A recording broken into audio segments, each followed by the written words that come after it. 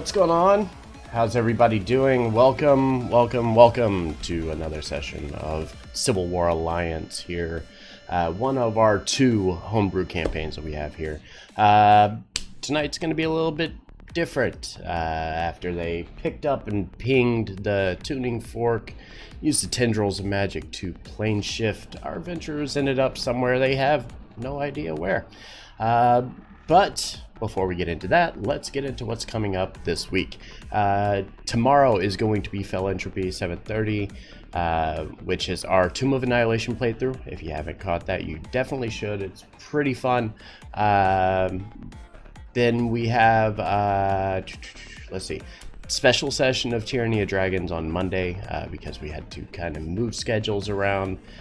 So moving it from the Tuesday to Monday. Thank you, Gentleman Joe, for the host, as always. Then we have Civil War Empire on Wednesday, with Fate's game night going to be a little different this week because he's not going to be here. So I'm going to play some video games, 7:30 Eastern instead of his typical 10:30. Then we come back Friday for D&D replay, so we replay all of the games from tonight until Wednesday. So lots of interesting and fun stuff to look forward to. Plus, coming up ahead, we also have Giants and Ascension just right around the corner as well. So hopefully we'll see some of you guys around for those, because those are going to be a lot of fun for us. Let's see. You guys ready? Hell yeah. Yeah? Alright. Yeah, so we're going to jump over. As a wise man once said, E. Alright, so last session, after watching the execution of both Lady Gladamain and Skytarnet's mother, Ryone, the Alliance could only step back and kind of walk away. Rylan, not getting much of a chance to warn the Empire of Kai's deceit, was finally able to get word out through the ESS, but it would ultimately be a little bit late. Venturing back into the city of Bria, or venturing back towards the city of Bria aboard one of the many vessels of the Alliance, Rylan would confront Bovictus, claiming him to be a coward for not doing more to mitigate the situation that Skytarnet has found himself in. Finally, troubled by all of this, once the boats reached Bria, things would shift quite dramatically. The people were told of Lady Gladamain's death, which kind of shocked a lot of people, and it was felt throughout the entire realm. And then, obviously, being notified the same day that they would be having a memorial service in her honor within the city on the following day. But the party only had a few options and even fewer leads. Thus, they made their way back to the ESS Enclave within Bria, attempting to find answers. It was here that they had learned of the last two shards of Twilight and their locations. One within Crow's Nest Cove, and the other hidden somewhere in the dwarven city of Sidore on the island of Rent Key. However, fate would have an interesting say about this. Finding their way back out onto the street, the heroes would stumble across Bingo's magical marquee, a vendor, which Rylan once met, who offered at the time some interesting armor, though Rylan chose not to take it. This time, however, he had a lot of magic items, random things, little knickknacks and things of the nature, including an amulet that was wrapped up in a rolled-up pouch full of tuning forks, which was later identified to be an amulet of the plains. Knowing this, and knowing time to be of the essence, as they made their way down to the dock and getting prepared to summon the rotten mangrove, Pandora would get an idea. grabbing on to one of the tuning forks, not sure which ones do what. She would ping it, and that brings us to tonight's session. So the lack of knowledge of the origins of the tuning forks included in this roll-up pouch has led you somewhere far away from the material plane. Your eyes open to darkness. The ground under your feet, the world around you, everything that exists seems as though the essence of color has just been ripped from it. Only the dull grayscale of everything around you remains. Everything under a heavy fog obscuring your vision, waves of darkness and vision surrounding you, making it impossible to determine exactly where you are and where to go. How do you begin? Can I, excuse me, got my throat.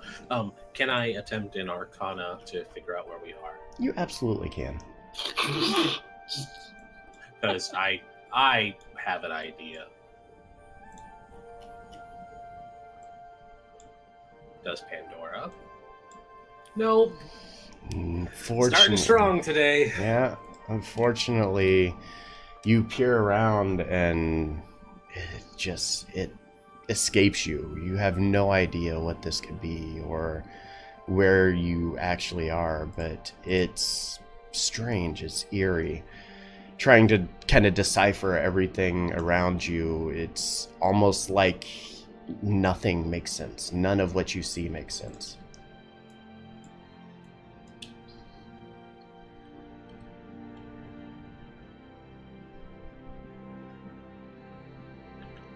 Well, this doesn't look right.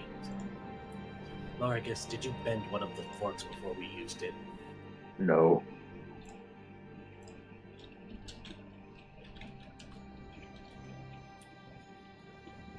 Did you bend one of the forks before you used it?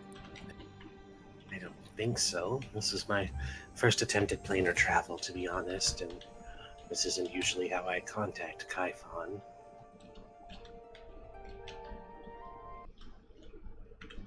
Oh, music. Oh, there are two music bots. Yeah. Mm-hmm. Good. I'm sure the sudden appearance of ominous wind is only for our benefit. I don't like the look of this place. We shouldn't be out in the open like this.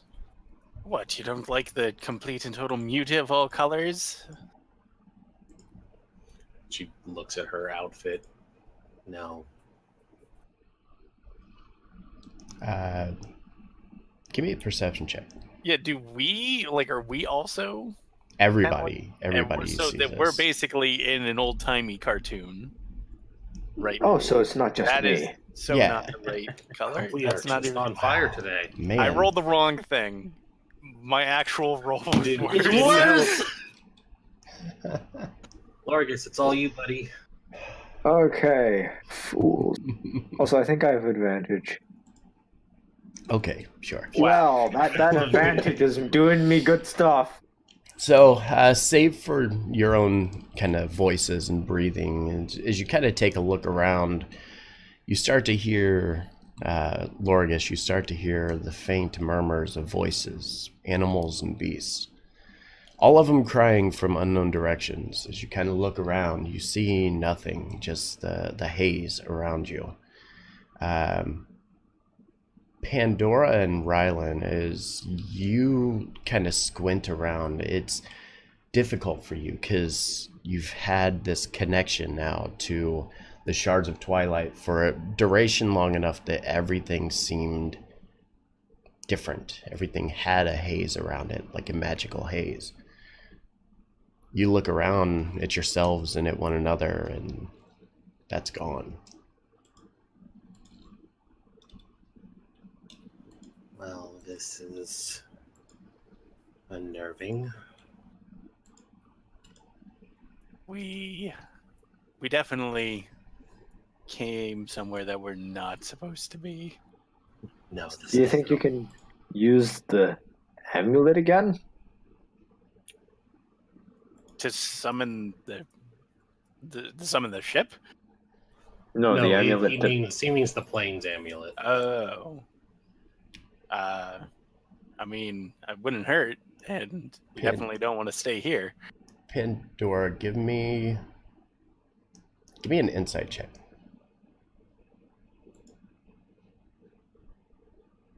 Just going off my best stat here. Oh my god. How about something charisma based? I can handle charisma. Stop abusing my dump stat. I'll give it to you without. You're pretty certain that if you attempted to do what you just did again, you're gonna plane shift again to a random generic area that you have no idea, not knowing which one of these tuning forks. And I believe there's like 5 in this pouch. Not knowing which one of these tuning forks are attuned to what, it's near impossible for you to decipher how to get back to where you were going, or to where you were within the material plane. Okay, so I'm gonna be real with you guys. There's like 5 of these, and we've had this necklace for maybe 20 minutes. I haven't had nearly enough time to figure out how it works. Okay, so before we do anything, Rylan takes out a slip of paper, writes "Shadowy Wasteland." It takes a string, ties the string to the key, and then hands the key back to Pandora. So the area that you're in, whenever you had grabbed for the tuning forks, you grabbed one, and as you picked it out, it was just kind of like almost like a black platinum color. But it had like shimmers of like red and blue as you kind of looked it over. So kind of taking another look at it, you're able to easily identify it, kind of wrap this note around it. You now know it leads you here, but where here is yet to be determined. Well, maybe we should try and figure out what the other tuning forks do. I have a feeling that we probably should figure out what this place is before we start jumping around again. Because That's fair. for all we know, we could end up just in another place here. And maybe here, and he kind of gestures around, is near some place that is helpful. Even in planes like this, there are still places of civilization, albeit alien and extraplanar. We should be able to figure out and find our way. There will be people who should know how to navigate once we find them. Well then, let's see if we can find someone. Okay, so I guess we're going to start exploring our Shadowland. Okay. Yeah. Pick a direction. In which direction are you headed? Just use cardinal directions here. Yeah, I was going to do the same thing. 2 4s. Well, I believe west. Okay. So you begin heading west. You start walking and walking and walking. Nothing. Just nothingness. I swear I've seen that rock before. Everything feels like this to you, though. As you're walking by, it's like the entire plane is the same and you're going nowhere. And yet, give me a D100 roll, somebody. I got it. Okay. Oh boy.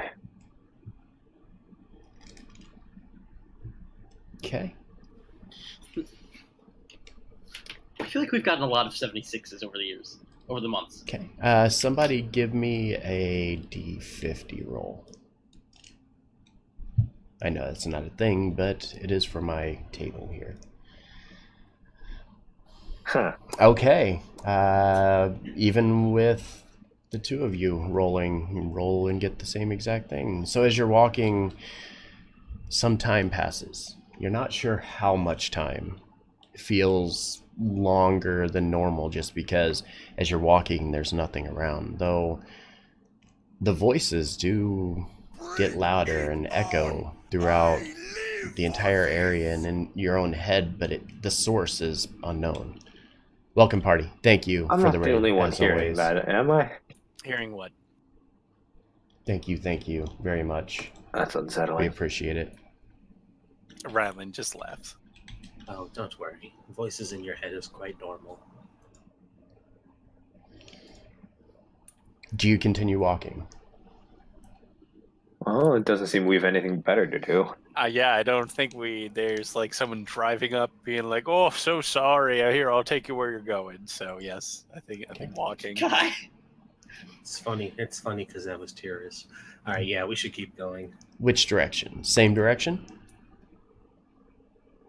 Yeah, but I'm going to Yes. take a torch. I'm going to take a torch out and I'm going to kind of like light it and then just kind of leave it on the ground. Okay. And as you do, you continue walking, making your way further west. And as you're walking, the torch continues to stay lit on the ground that you put it on, but it fades out after a while. The further you get, the more it kind of gets drug into this mist all around you, and before it just completely engulfs it and you can't find it anymore. Okay, so I've determined we're not going in a circle. The actual thing that's happening is much more disconcerting. Somebody give me another D50 roll, please. 17. Man, the luck. You're not in the party yet. Also, get that nat one out of here. Yes, I'm expending the nat ones for you. All right, so you continue again for a sizable duration, similar to what you did before. And as you continue walking, you feel your body just wearing down. Just over time, it's almost like you're starting to feel exhaustion. But you go and nothing occurs around you, nothing out of the ordinary. The same voices and howls and screams that you were hearing from before, still off in the distance. Is it these howls just all around us, or is it possible to maybe pinpoint it? It's echoing all around you. It's almost like the sound is just reverberating through the entire area. So it makes it even more disconcerting as you're standing there and you're trying to pinpoint a sound and you hear it, but you hear it from in front of you, to your left, and also behind you at the same time. Then it must be up. Lorigus, could you perhaps try flying in the air to see if you can get something? Anything? I fly high into the air to see if I can see anything that's not just gray nothingness. Okay. I feel like we just played into his hands. So as you begin flapping, you start to notice that you're extremely tired. You like, as you flap your wings, you can barely lift yourself from the ground. That's how tired you are. And each of you suffer 2 points of exhaustion. Oh, Darn. God. Well, I think it's time to camp out in the scary shadow world.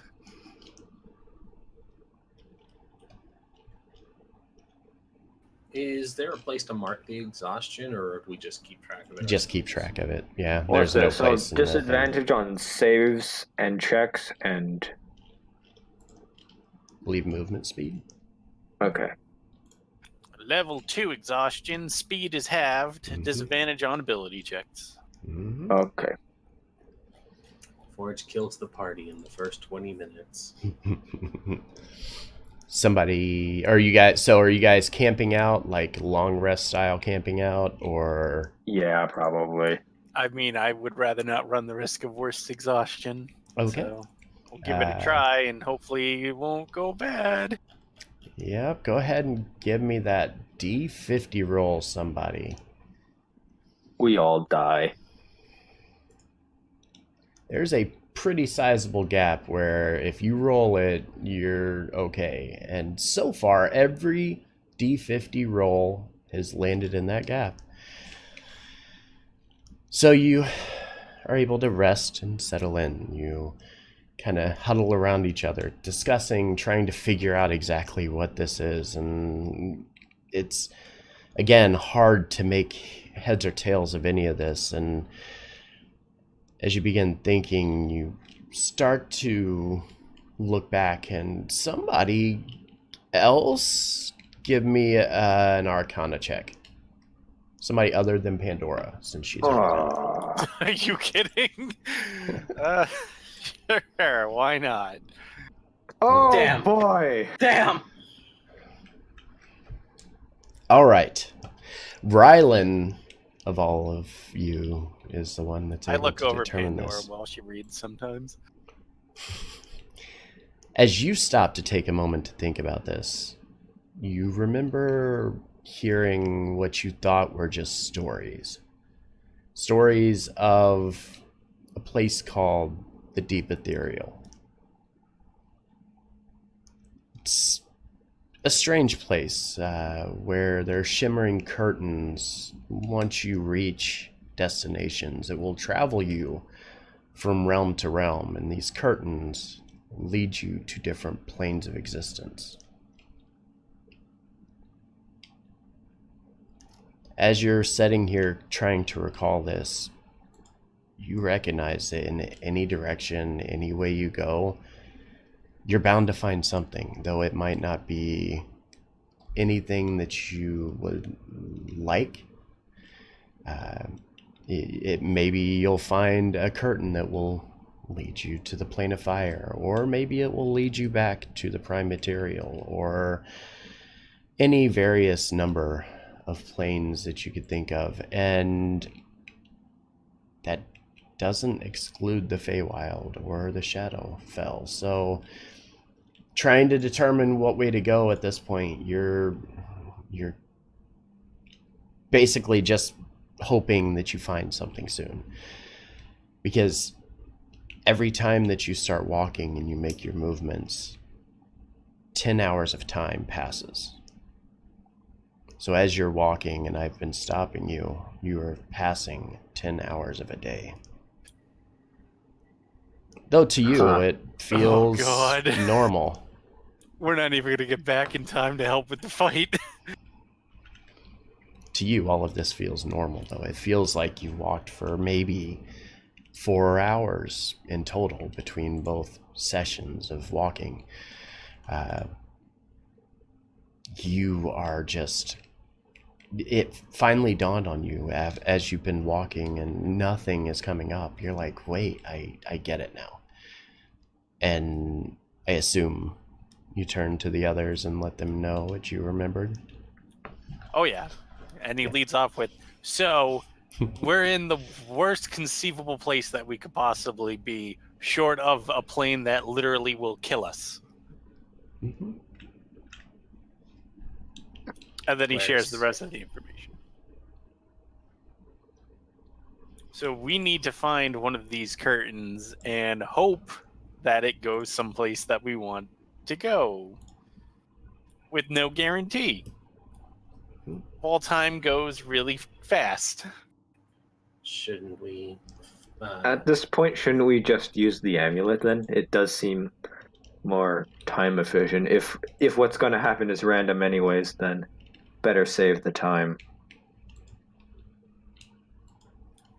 So I still haven't had any time to study and She figure hasn't. it out. And Ryland, from Ryland's experience, he knows that at least if you find these curtains, the closer you get to them, you can see through them. So as you're kind of walking up to them, you can see the curtain in front of you, and each curtain is a specific color. Oh. And as you get closer to them, it starts to focus in on the world that you're about to walk into. Oh, okay. So we So can you- choose. It's not just random. Exactly. You have the option to back away and go somewhere else if you so choose. It's not like, you randomly walk up to one and you're like, hey, it's just a curtain. What's behind this? And then you walk in and you're like, oh my God, everything's on fire.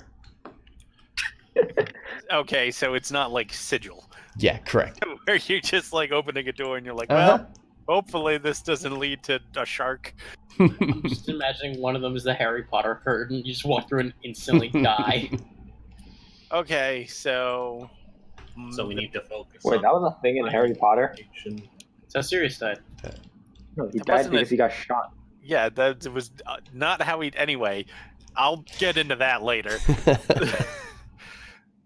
So we need to just pick a direction and then just keep an eye out for one of these curtains. So I think we may as well just stick to our guns or stick to our crossbows, and just keep going west.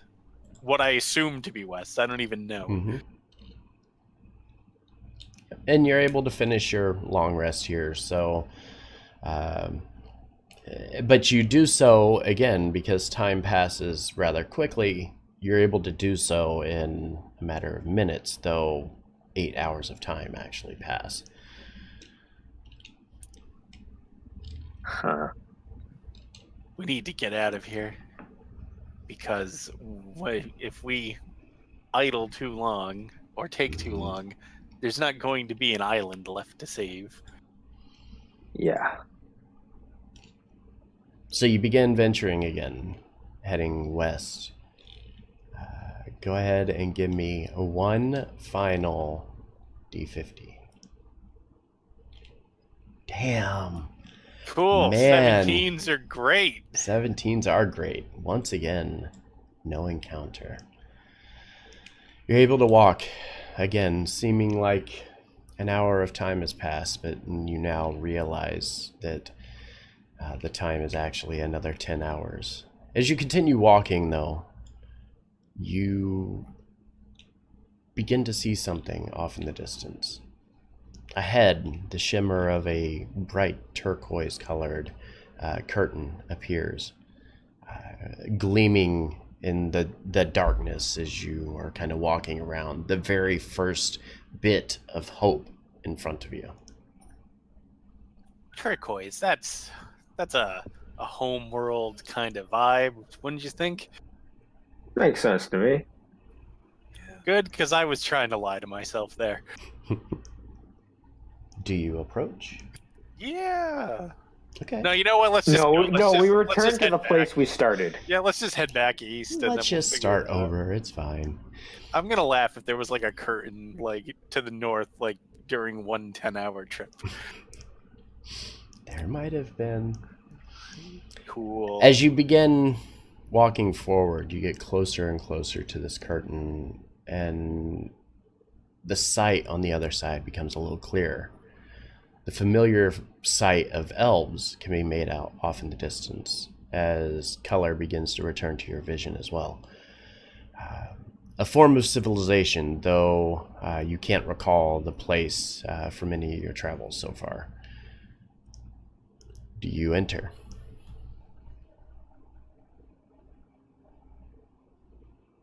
Does anybody have any issues with elves?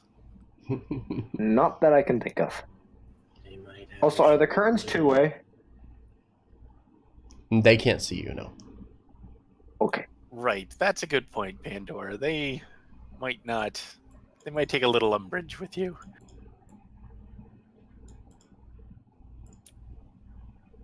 We can definitely cross that bridge when we get to it, because dealing with this area might be worse.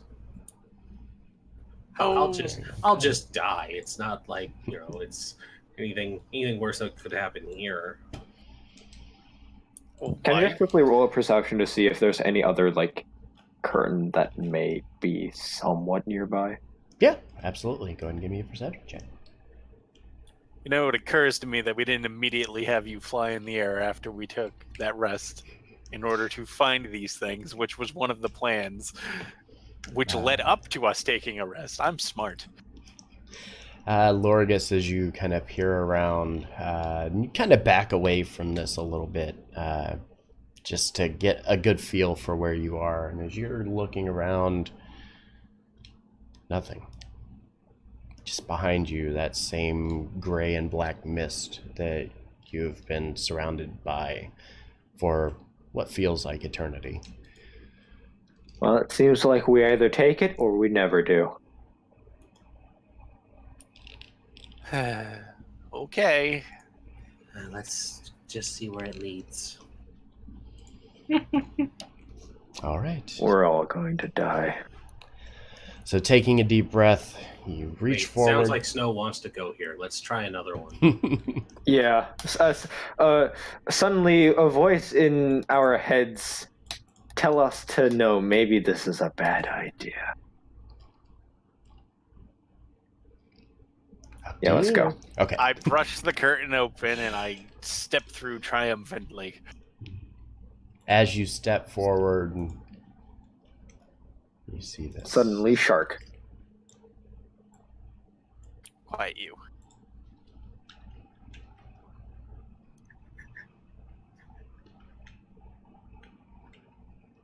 Well, this place looks relatively nice.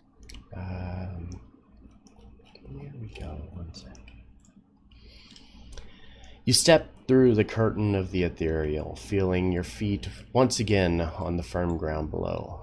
Quick glance around places you in the middle of a forest jungle region with the sound of rushing water from a river flowing off to your southwest. One second. Okay. Obviously, appearing out of the ethereal into the middle of society once again can be a little alarming to people around you. As such, each one of these individuals, the elves that you had seen from the other side of the curtain, watch pretty closely, whispering amongst themselves a little bit.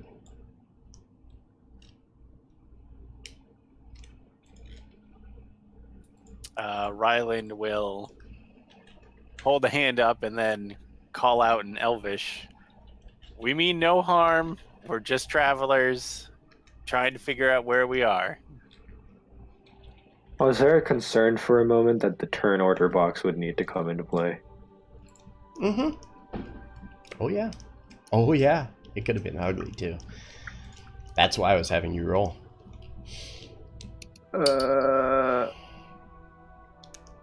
So as Ryland says this, and you guys kind of look around, the people, again, just continue to whisper to themselves.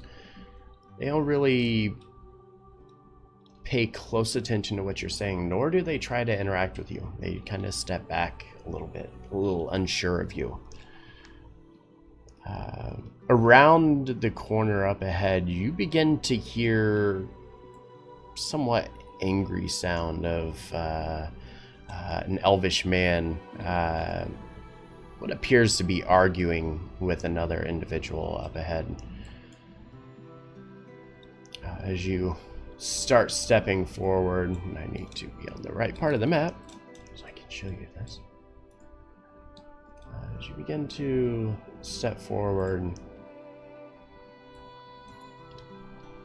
you see an older elvish man with flowing gray hair and a cloak trimmed in a variety of adornments. He stands at the entryway arguing with the guards, one directly in front of him and the two standing on top of the tower in Elvish. Directly behind the old man, a walking construct wearing decorative robes and armor that appears to be standing guard behind this man directly.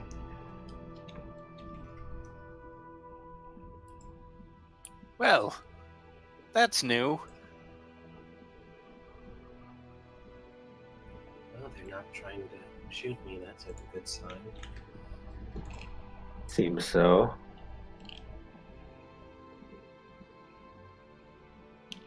We should maybe go say hi. I don't object. As you start walking forward, the older gentleman kind of looks over at the guard and says, "Gentlemen, you must allow my guardian and I to enter into this town. We have just returned from the Jungle of Daggers, and we need to reach Shaymordai by nightfall. And the only way to do so is to get permission from Governor Meledith to allow us to board the Warbird. If we don't, it's going to take the greater part of a week for us to get there. You must help us." Could I roll something to see if I recognize any of that? You sure can, but you're probably not. Cool. I have good faith that we're on the right world. I can't even understand their language. It's true, you can't understand that language.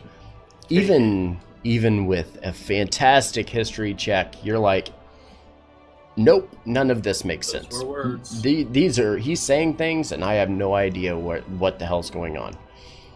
So I look back at the other two when I say, so, bad news.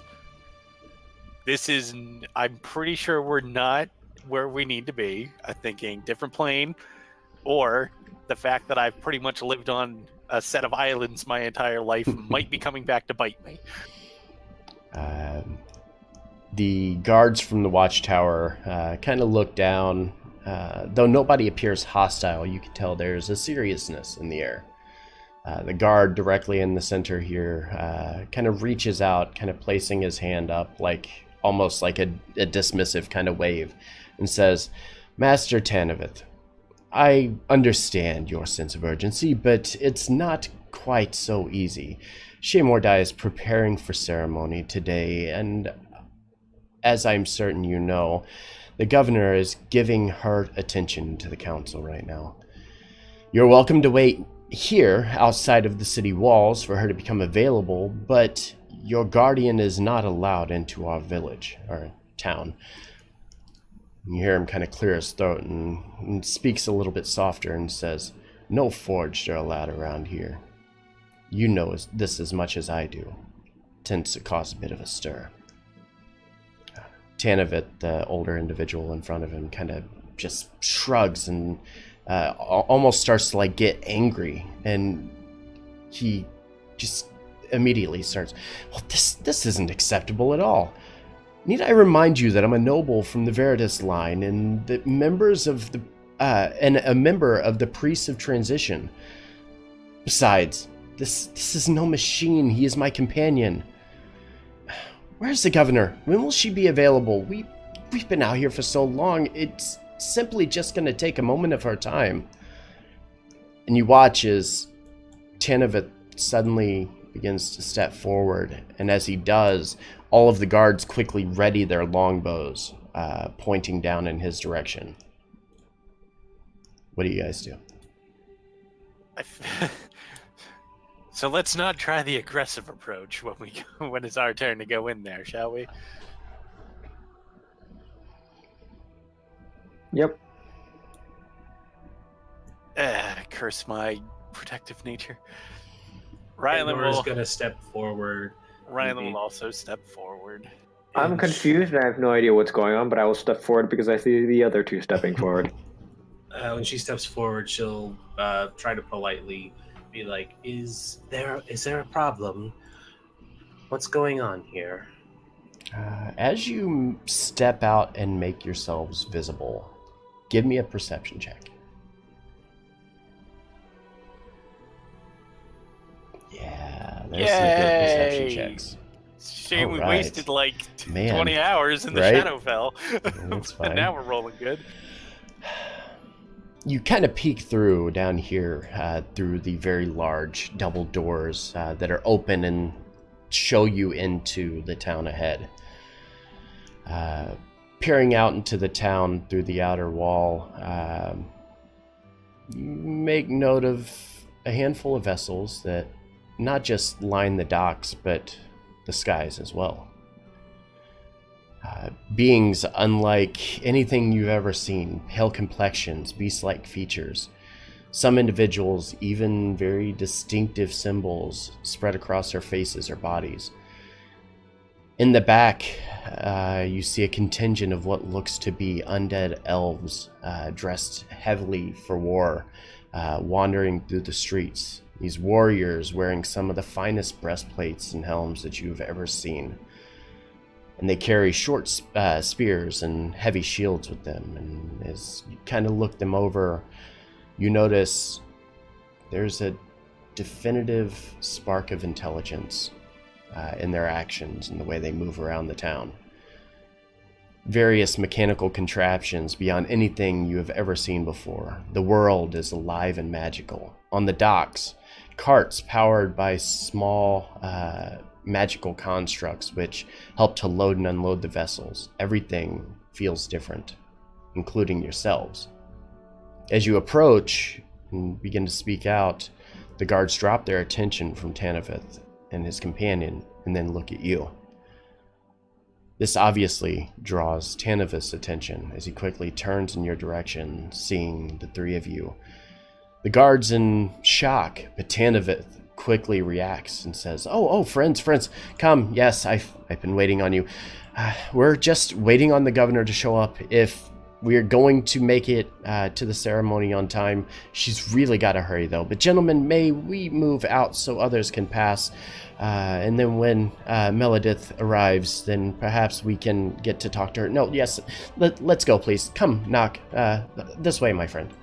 And he begins to slowly, or kind of quickly rush you guys away, trying to get you away from the entryway here.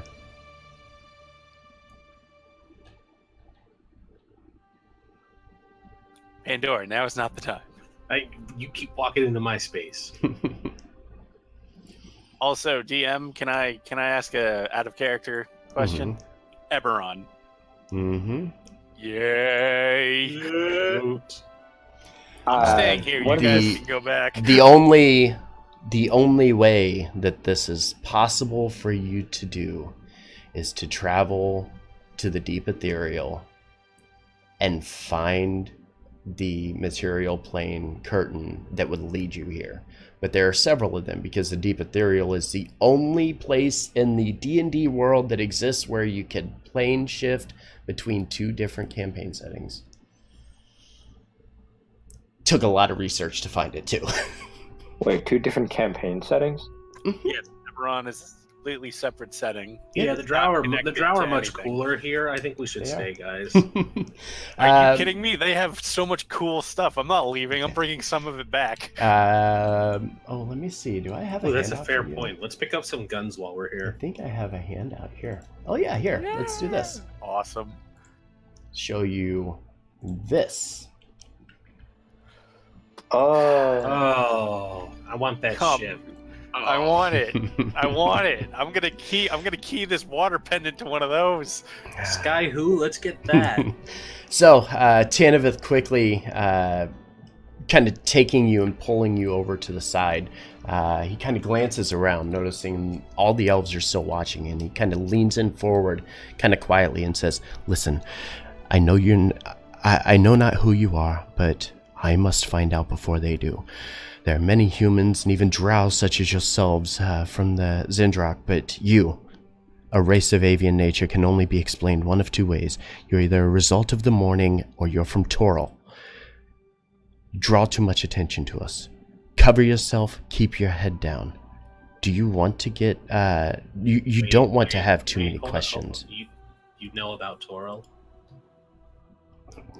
Is he speaking a language I can understand? Yeah, he's speaking in common. Okay. So he's telling you to cover yourself, and as Pandora asks if he knows of Toril, he kind of stops and he's, well, yes. I traveled there once, many, many years ago. The Veritas line has quite the history in Toril. Is Toril the place that... Toril is our planet. Mm-hmm. Okay. I don't know the D&D speak. Pandora just does one of those. All right, that checks out. So wait, he went through the same he knows exactly what we went through.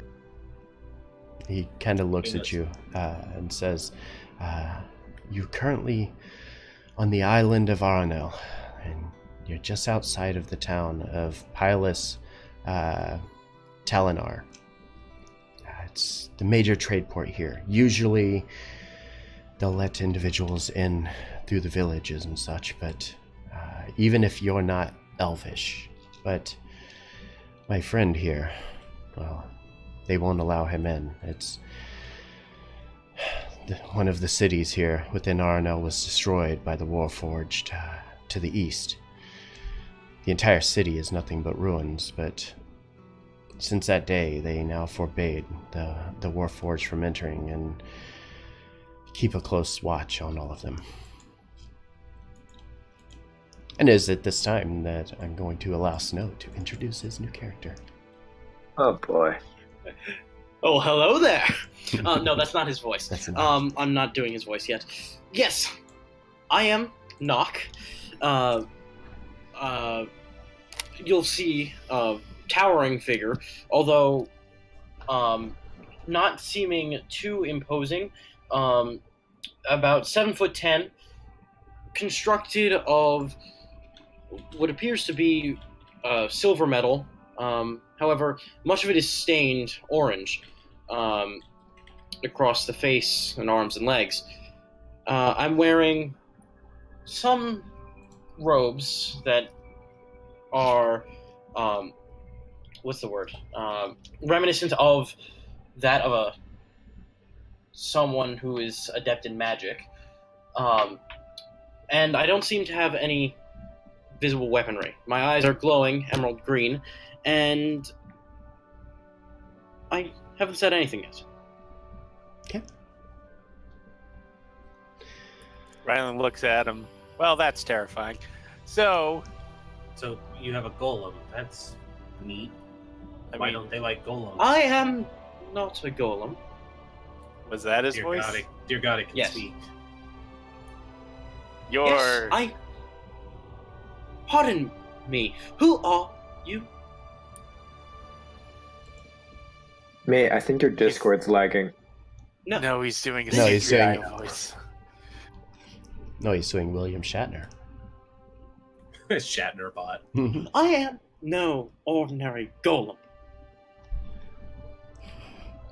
So you're an unordinary golem? And That I'm gonna. checks out. So, Pandora, how tall are you?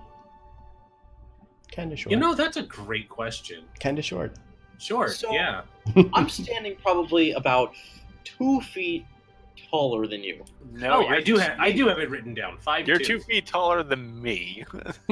Yeah. So You're I'm- 3 feet taller than her.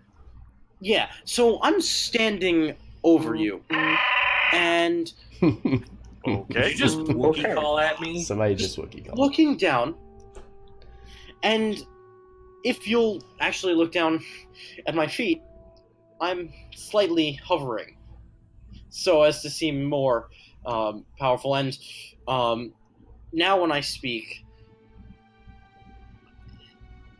you can hear the sound of crackling in my voice, and don't call me a golem again.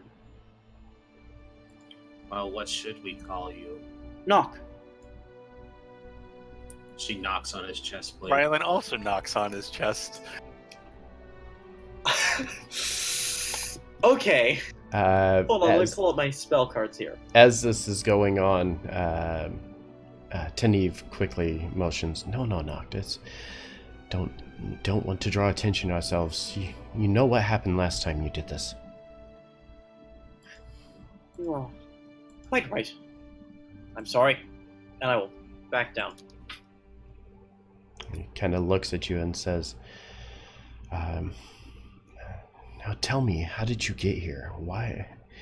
This doesn't... I don't understand how you can make it through here without passing through a portal. Oh, we Well, did. we passed through a curtain. It's technically a portal, dear. A portal. That's a curtain. We went through That the is also a Imperial. portal. Rylan shoots Lorgus a look. He's willing to put up with his girlfriend correcting him, but he's absolutely not putting up with the bird. Day a bird corrects me. On to more serious matters. Yes, we went through a portal, but you said you knew how to get to Toril. Do you still have a means of doing so? As you say that, he kind of grins at you a bit and says, well, of course, we still have the Veritas there within the realm, so of course we would have a way to get back to Toril. Probably a little easier than I imagine you guys took. And he kind of looks at each of you. You all look pretty exhausted from all of this. Yes, so I think we could certainly work something out to help you if you can help us. We should ask him about the forks. Tell me about that flying ship in the horizon. He kind of grins and says, yes, I always forget that you guys don't have those things on Toril. Well... No, but we'd love to have one. Yes, how do we get one of those? I think it'd really help us out back home. Well, unfortunately, I doubt you'll be able to travel or traverse one of those into your plane of existence from here. But perhaps with the right amount of money, we can arrange some kind of trade. Shit, I spent all of my money. Oh no. He kind of looks at you and says, well, then I guess we'll just have to wait for another time then. Right. I have a little bag of sand in my inventory. Can we trade that for it? He looks at you and just kind of laughs a little bit. And says, no, I'm... Sure. Oh, Alexa said something. That's okay. That's okay. My Siri does that all the time. He kind of looks at you and says, no, but House Lorendar may be able to send the right amount of items for you. I don't know. We'll discuss it at a different time, but for now, more pressing matters. And as he kind of says that, he looks up and you hear the sound of many, many footsteps approaching. So quickly, what's our reason for being here? So that we can appear not randomly appearing people that they will be uneasy about. Yes, quickly. You need to come up with a story.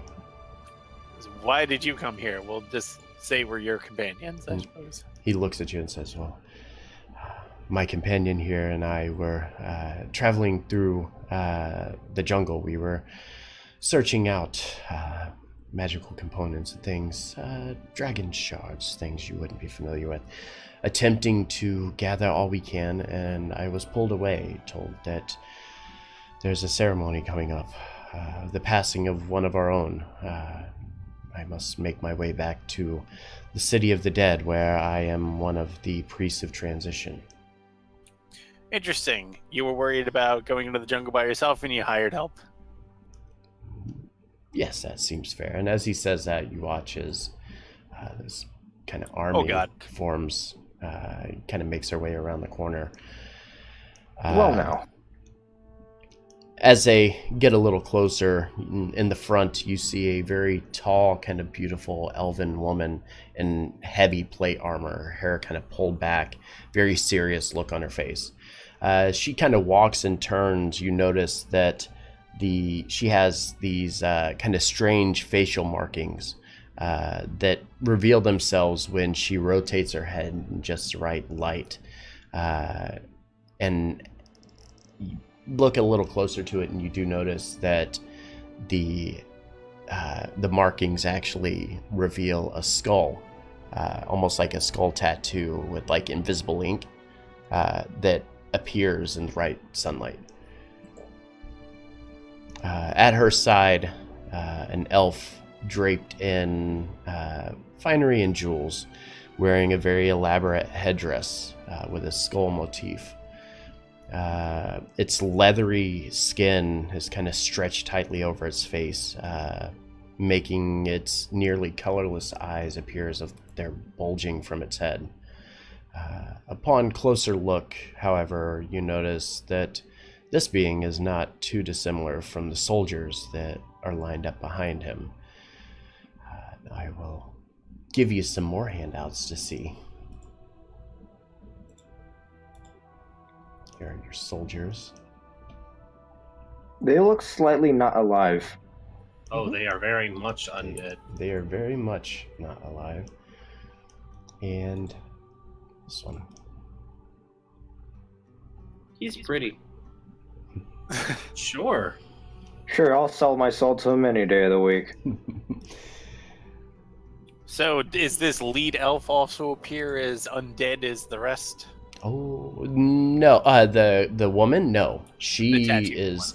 Her skin looks almost corrupted in some fashion, like it's discolored a little bit.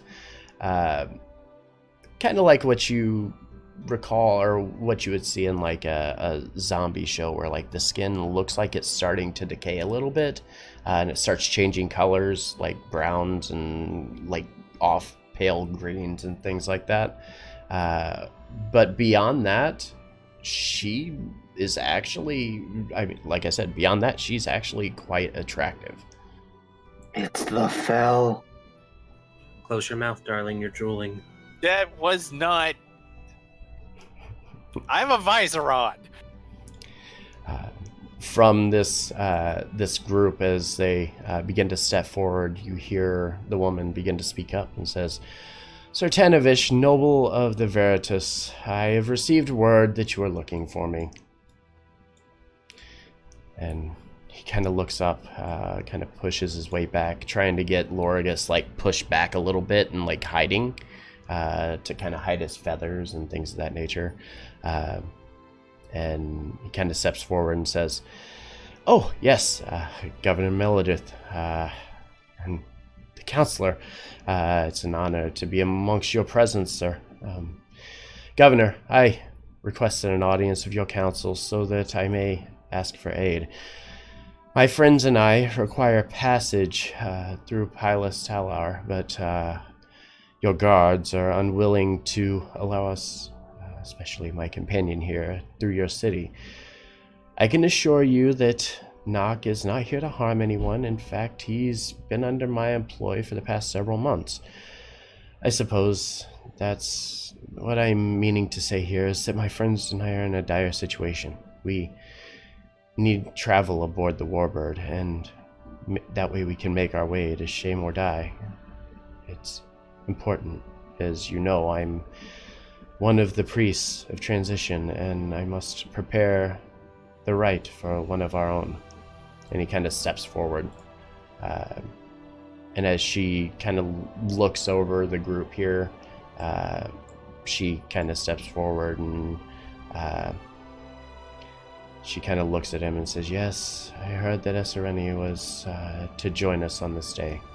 Untimely, but she has fortunately lived an incredible life. However, your request to board the Warbird is a difficult one for me to grant. Allowing one of the Forge within our walls goes against a precedent that we have maintained for nearly 5 years. Too many of our men have been lost in the Battle of Shadasar, and the city is still in ruins. Until we know for certain that the Warforged can be trusted and they are their own people, and not just machines of war, as their name suggests, it's kind of difficult for us to let him pass." Is there a way I can prove my trustworthiness? She kind of looks around, kind of looking back towards Nock, and says, "It is not for me to decide. The council will determine when the time is right to allow the Forge to traverse without being watched." What would be something that might reveal one as more than just a being of war? Something unique, perhaps, or maybe something that links us to one of the other mortal races? She Also, looks. there is something on the wing. I whisper to Pandora, this guy seems familiar somehow. She looks over There's no desire to kill him, though. She looks over at Nock and says, well, again, it's not for me to decide, but obviously, the answer is compassion. And your short time of being free, I'm sure you've learned quite many things, but only over time will you begin to learn true compassion and be able to be more accepted in our realm. We don't often allow outsiders, but she kind of stops and looks back over at Tanavith and just kind of welcomingly just says, but if the priest here says what he does and stands by his decision, then perhaps I can leave you under him to be watched. She looks at him again and says, I wish not to disrupt the rite of transition. The Veritas line are vital to our people, and as such, we will offer passage to Shaymordai. The warbird will be placed under your care, as will a small contingent of our soldiers. Should this one get out of hand, they will not stop until they put him down. You understand this, correct? And Tanavith kind of clears his throat and says, yes, Governor, I understand. You have my word that I will not get out of hand. She kind of looks and nods and says, then very well. Shaymordai is just a few hours away. You will reach there by nightfall. Once you are delivered outside of the city, because, as I am sure you can understand, the council does not want to disrupt things within the city walls. Once you are dropped off, the warbird will be returned here, and you will need to find additional means to get wherever it is that you plan to go. And Taneve kind of nods and says, and my other companions can join as well. It's like, I certainly don't want to leave people behind. Melodith kind of nods and says, yes, they can accompany you. Should you run into trouble, take this badge. And she kind of reaches up, pulling off this small little badge that's on one of the Paladins on her shoulder, kind of pulls it off and hands it to him, and says, should you receive any trouble from any of the cities along the way, or even within the city of the dead, show them this badge, and I can assure you safe passage. And Taneve kind of nods and thanks her, profusely, just starts bowing to her and says, Governor Melodith, I can't think of a way to repay you for this, but as soon as the rite of transition is complete, I will return here. Come, my friends, we must be on our way. And he begins to usher you into the city itself. You're able to take a little bit of time to kind of look around and get a feel for the city, or the town, trying to figure out. You look forward and you're trying to figure out exactly how the hell you're going to board this airship that's about 20 feet in the air. Lorgus, on the other hand, would normally just flap his wings, but in this case, you can't really reveal yourself in the city. Nope. Yeah, that'll keep you banned from playgrounds and stuff if you do so. What? Don't worry about it. Is there anything you would like to do within Pylus before you head out? Are there any visible shops? There are tons of shops. Lots of cool things. Do we see bingo? You do not see Bingo. I will go. If I saw Bingo, I was gonna put his head through his stall. Is there anyone who's interested in buying a necklace of planar travel?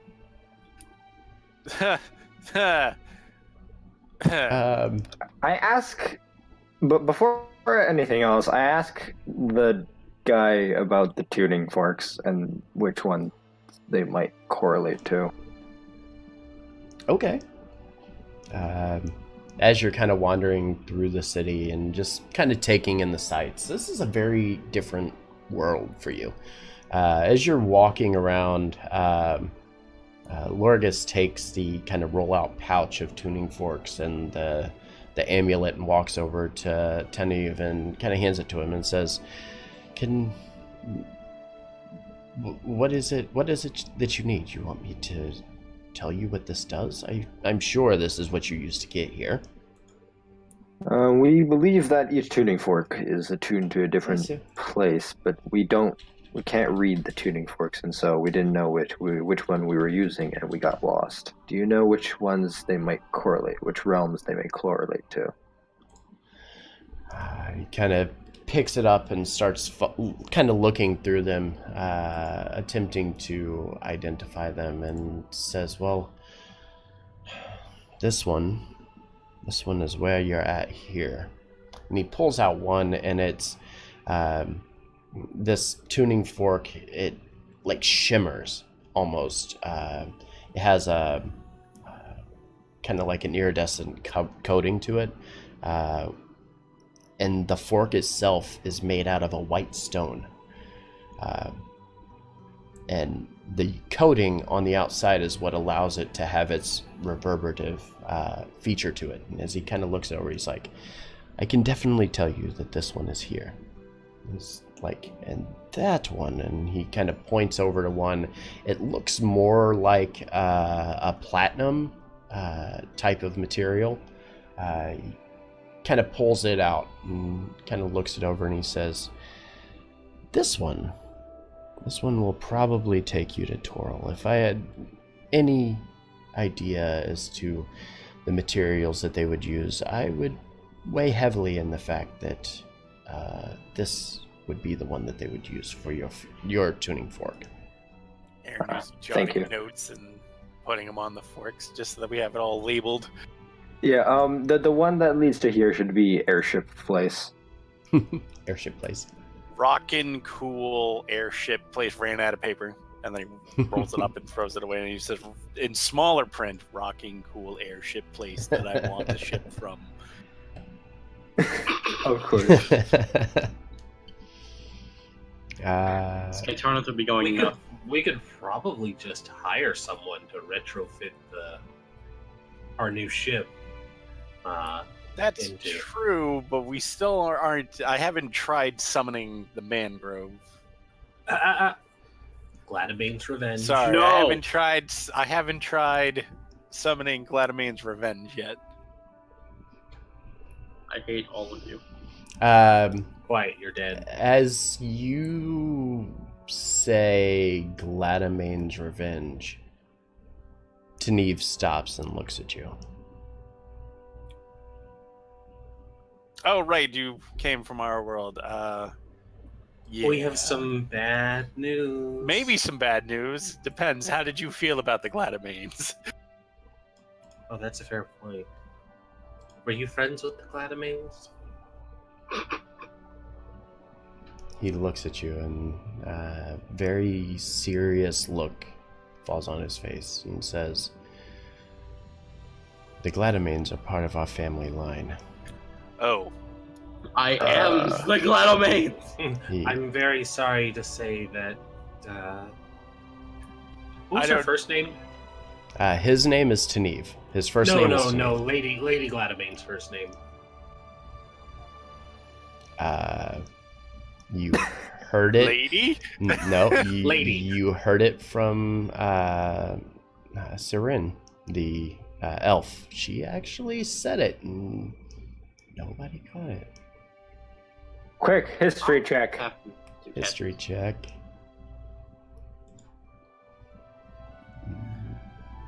Pandora remembers.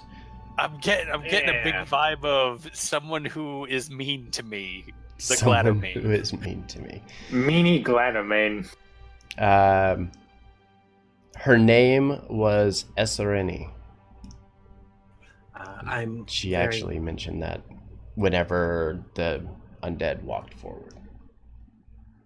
I'm very sad to say that S01E Gladomane had been murdered just recently by a cowardly, dastardly individual by the name of Skytarnith. But he's dead now, What? so you don't need to worry about that. That's- And she looks at Rylan. He kind of looks back at you and says, "No, it has been several days since our passing, and the ceremony for her Wait. Several? How many is several? well, Oh God, no! Oh no. over 36 hours passed in the deep ethereal. Oh no! Oh no. A day of travel from the Obeeks K to the city of Bria, and then spending a day trying to regain all of your composure. It has been almost 5 days now. You're Oh! nearing Wait a the second. end of the day, reaches the 5th day. How many days did we have left? 3. Oh, cool. So the campaign's over then. Hey, we survived. Yay! Which is more than we can say for some people. Well, I really hope that the Empire didn't need us for this. Oh my God. Empire? Don't worry Which- about it. They don't exist anymore. Oh god. He looks at you and says, I can only assume, since you know of the Gladomane family, that you know of the burial rites that we will perform here, yes? Nope. What? Everybody that I've known or loved has been unceremoniously murdered, so I don't really know much about them. Burial rites. Pandora glances at Rylan.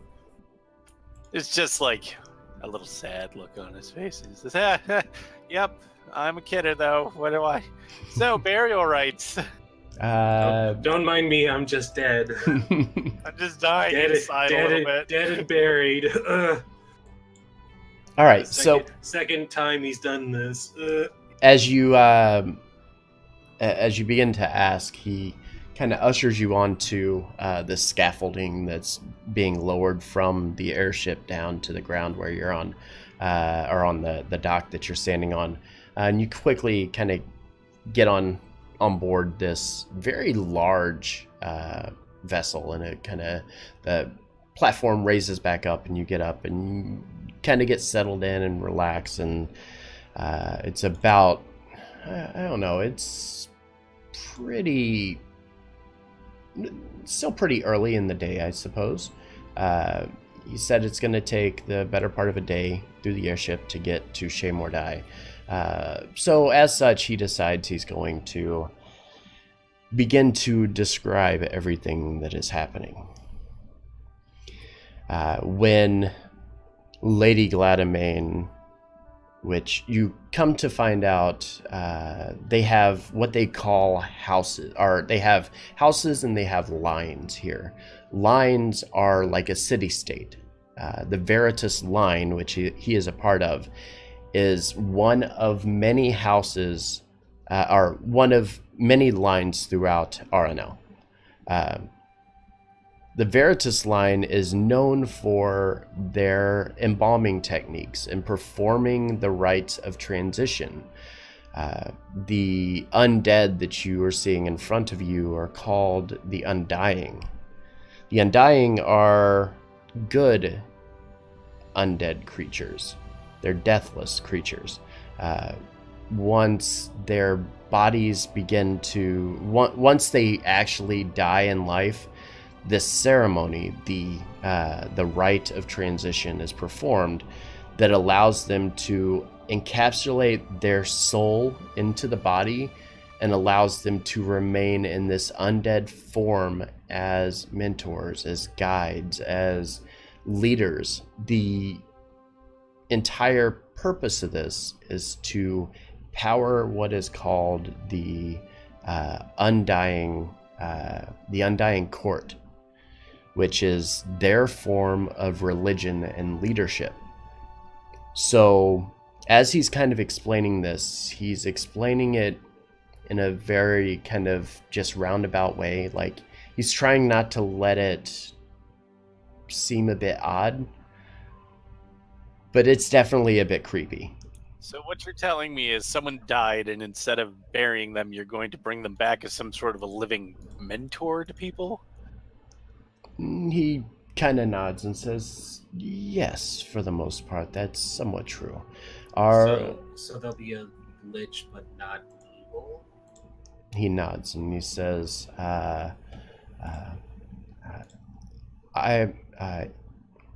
Arion, it's kind of a good force within our people. It's kind of opposite of the undead that you're used to. The plane of Arion is what gives us the power to do this. We draw from that the ability, this good force of magic that allows us to create beings that will help to usher in new technologies, new magic, things that, to be quite honest, we're so far advanced compared to the other realms because we have our undying. The Undying Court leads in everything from research to helping us to make a better society. And to be part of the Undying Court requires a lifetime of good deeds and being as good of an individual as one can, being respectable and being something that others would want and look up to. Kind of looks and says, anybody, any individual within RNL that passes is given the option to have this rite performed on them, but only the great can become part of the Undying Court. I'm going to quickly ask. So you're saying you can't teach me how to do that? He kind of shakes his head and says, not only does it require a great magical force that is only present here, but leaving from our realm and attempting to do so is impossible. That is why they brought Lady Gladamane's body here for us to perform the ceremony. Oh, whoa, hold on. The Empire brought her here. From our world. We've just known about this the entire time and never said anything. This has just been a thing that people were aware of in the Gladamane household and just bothered to never ever mention it to anybody. Okay. So, Wait. give me a history check.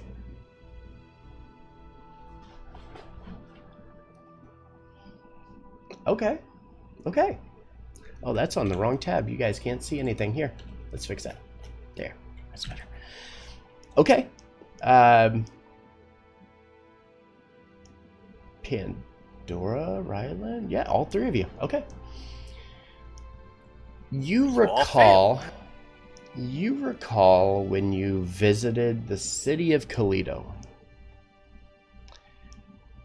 While you were there, the entire city was well advanced for Faerun. Well advanced for Toril. That's not... those sneaky bastards. Everything around you, they had a rail system, though primitive at the time, that would allow them to transport things, like from one place or another, like from the mines and places like that. these things existed while you were there, and as you were looking around, now it starts to make sense. They had technology beyond their realm that allowed them to create a city and build the largest city in the Living Isles in 7 years. So, if you know, who brought her here? He looks at you and says, well, that was Mariel Gladamain, of course. She is the next... she still here? He looks at you and kind of shakes his head and says, no, they only brought her here to begin preparations for the rite of transition, but she said it was urgent that she went back to her realm, that things are looking dire. Well, yeah, her brother's trying to destroy the world. Oh, by the way, her brother's trying to destroy the world. If she were here, we probably could have conveyed that message, but we're actually super late about dealing with this. Yeah, we're apparently 2 days late, so, Yeah. everything's fine.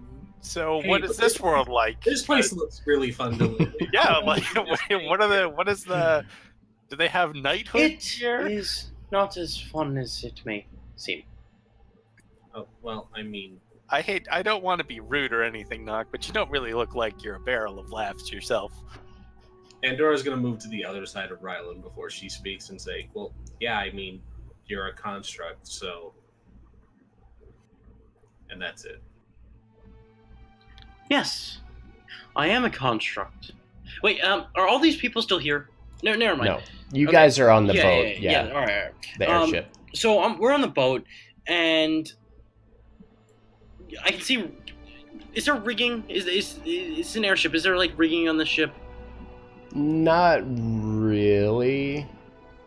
Why would they need to rig anything? Never mind. Yeah, Can ordinary construct do this? And I'm going to open the palm of my hand and cast Gust on Pandora. Just lightly enough, not intending to actually push her, but to get the winds to significantly, like a significant wind.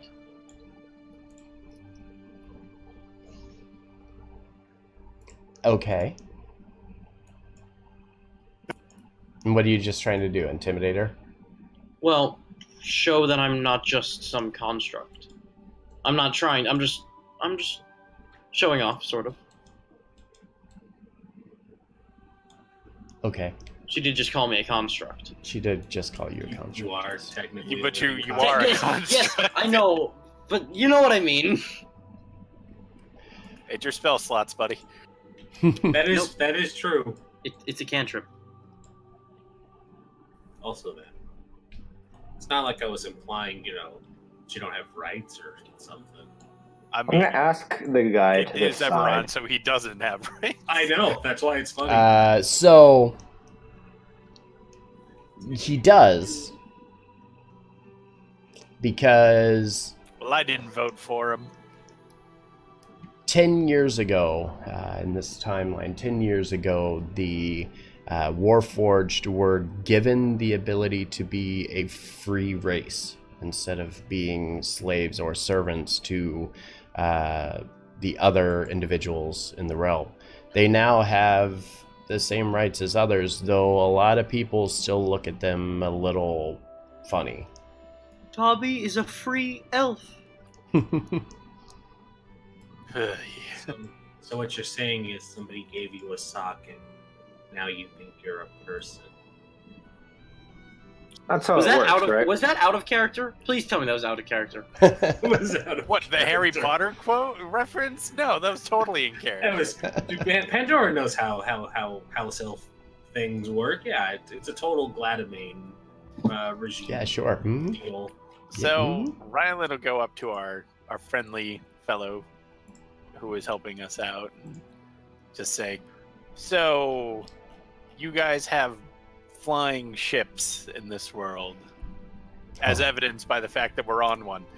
He kind of grins at you and he's like, oh, that's not all that we have. Right, but I'm trying to absorb it piece by piece. Otherwise, I feel like my brain is going to explode inside of my helmet. Yes, we have ordinary ships too. That's not as exciting. Yeah, Stunning. it's not even remotely what I'm interested. So, could you take a normal ship and make it into a flying ship? He kind of looks at you and says, the movement speed would be severely hampered by a standard ship. You see, these ships are made with soarwood.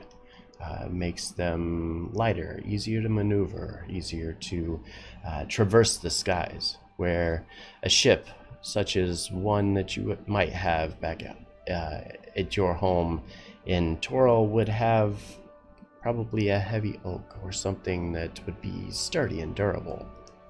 So if we were able to strip down this disgusting ship that we have, and Yeah, replace it let's with just pretend swordwood- that the wood is all really rotted and gross, and we can probably just pry it off. Could we replace it with soarwood, Kind of looks but at use you. the and frame?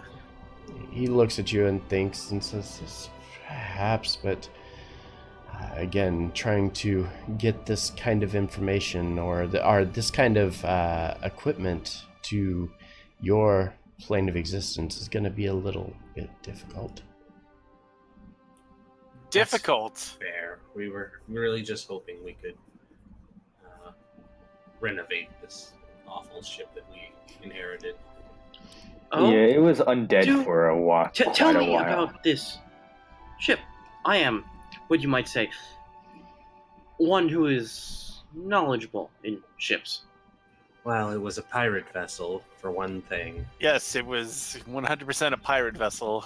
Was We it now? used it for a while, and then it was stolen, and then some more pirates took it that happened to be not alive. And yeah, you too this sailed is our aboard a boat. pirate ship? It's also magic. Yes, it's Yeah. actually tied to me at this point, so That It's Is- Ryland's ship. it He's is my fine. ship now. He is Captain Ryland, Pirate Captain Ryland. the That dread is pirate funny. Ryland. I too. Well, All right, Captain. I tell you this with confidence. Was the dread pirate Knock? Yay! It finally took him another character, but he finally embraced it. Ta-da! My Oh. ship was known all throughout the world. You are glad you weren't here for that. Neat. In fact, Insight. So- Is he telling the truth? you can incite it. I did. 12. Yep. And not only do you believe it, but you kind of look as Tanif kind of looks back and says, and not only that, but that's why he is in my employ. We have to keep him out of the dreaded waters around Corvair, because this one just likes to cause trouble. Oh, fantastic. I like him already. You sound so much better than the last pirate that we knew. What was the name of his ship? I don't even remember anymore. I think We scraped it off the side of the ship. something once. like the mildewed cherry. Oh, Too The cherry. mildewed oak, I think it was. Something along those It- lines. It Yes. would have been no rival for my ship, which is now at the bottom of the ocean. What did you call yours? The menacing mycelium. Oh, I hate him. I hate him. Every nice thing I said about him. Oh, that's Oh, funny. it was not my ship at first. No, that's typically how piracy works. Let me guess. You I were was the not a first pirate. mate of your captain, and then your captain gave it to you. I killed my captain. Close enough. Oh, that's funny. Ryland killed the former captain of this ship as well. I have him if you want to meet him. In fact, let's not bring that out at all. All Yes, right. my captain was a bit of a tool. Is that the word? Yes. You are Forge, can preaching I- to the choir, my friend. Forge, can I steal any of these undead souls? I don't know. Oh, My- God. You're the one. Am I picking anything up with the shard? Just Does in your general? shard even work here? Yeah, that's more what I was Oh inquiring. yeah, is like our Ezitor vision on or? Nope. As a Okay. vision. Because yeah, you said it was off in the other plane, which is Mhm. fine. So it's like, if nothing came back, it doesn't work. So here? the way that it works is what's that spell? Etherealness. It works similar to etherealness, where Ezitor has his own like demiplane that just kind of encases all of Toril, and that's what allows you to see all of this. You have that. That's what that sight basically is, and not having that because you're not on Toril, which is gonna be interesting because there were certain things that were locked up into one of those crystals that might just. Oh, son of a bitch! Is my mother free? No, that was out of character. No, the fucking Draco Lich is free. Oh, God. Hooray! Yeah, just this world is like I'm. We really don't need to go back. Everyone, going forward. let's just stay fine. here. This brings up another question. Forge was really worried about us derailing this, but he keeps making this place sound so much nicer. I mean, like, Damn. the grass is Mhm. green, This which brings is up a different probably question. better than the... Okay. Do I have a soul? Like, could Pandora, if I died, take my soul? Because even though I have sentience, I'm No, not- you're That's certainly up for debate, isn't it? you're technically a construct, so no, there's no soul involved in Whoa, watch out for it. She'll lightly blow wind at you if you call him that. It's true. Okay. Yeah, you- All right. I'm Did they- But- did they cl- did they technically- clarify that for 5th edition. Yeah, it is. It was up in the air and open to choice in 3.5. And we can That's cool. we can definitely No, double I check. like whatever way you go. You don't Yeah. have to. If you Yeah. say no, I like that idea. 'Cause Yeah. it's very up in the air. Yeah, and I mean it's a magical construct that's basically a living, breathing kind of being at the same time, because it's a blend of materials. It's It's actual like vision muscle. from the MCU. Yeah, it's like actual muscle wrapped around metal and stone and wood and things like that. And then to give it life, that's where it's given that construct life force that allows it to actually stand and move and live and breathe. Oh, so it's like the Necrons, but they're not assholes. Have you been talking to a different person Snow's been playing than me? Yeah, careful. He's gonna steal your hat. Oh, no! So, anything else before you make your way to Shemai? Right. Going back to because I'm going to do my damnedest to get a flying ship. Ryan will just be like, so who would I talk to about the whole flying thing? Because you've mentioned that that's not really your place, I suppose. So who would I talk to about that? He looks at you and says, "Well, there are these houses within the realm. One of which, House Lorandar, is the Dragon Mark House of the Storm. They would be able to provide you with air and sea transportation, but they're on Corvair, and that's several days away from here to be able to contact them. Though they do have a facility within this town of Pylus that you guys were just in." What's a dragon mark? He kind of looks. He looks at you and says, "Yes, the dragon mark. Again, I forget that you guys don't know what these are. A dragon mark is a distinctive symbol on somebody's skin. There are 12 known dragon marks throughout the realm, each one of them a bit different, and each one having powers to them. Say, for instance, you had the mark of The governess had one. Who? The lady, the lady who wouldn't talk to us. She had one, right? No, she just had an she just had a fucking iridescent awesome tattoo. Yeah, it was Oh, an sweet. awesome iridescent skull tattoo That's across her great. face. Yeah.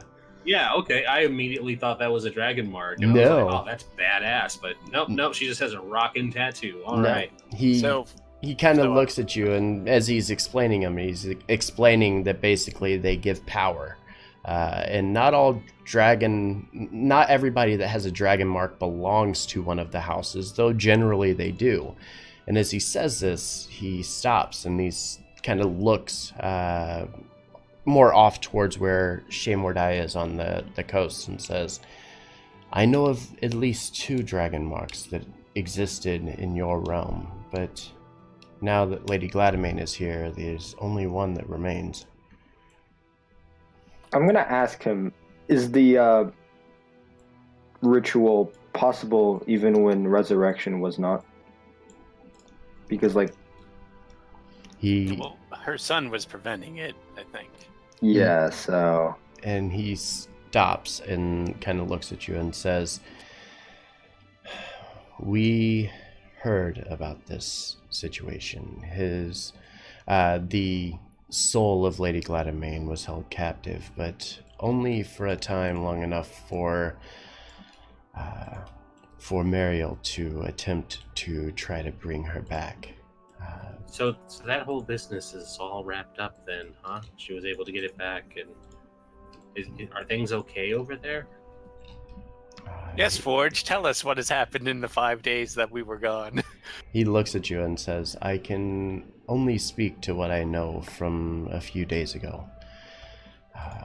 He kind of squints his eyes a little bit and begins to think and says, well, let's see, where do we start? Well, let's start with the Gladamain. He says the soul of Lady Gladamain was returned, though through a bit of finagling they were able to get it back.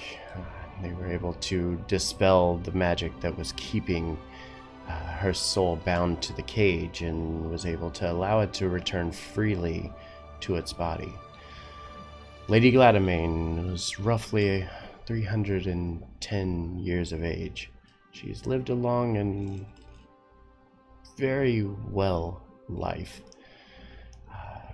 He kind of looks back and says, everything that she has done for your realm was honorable and within the lines of our people.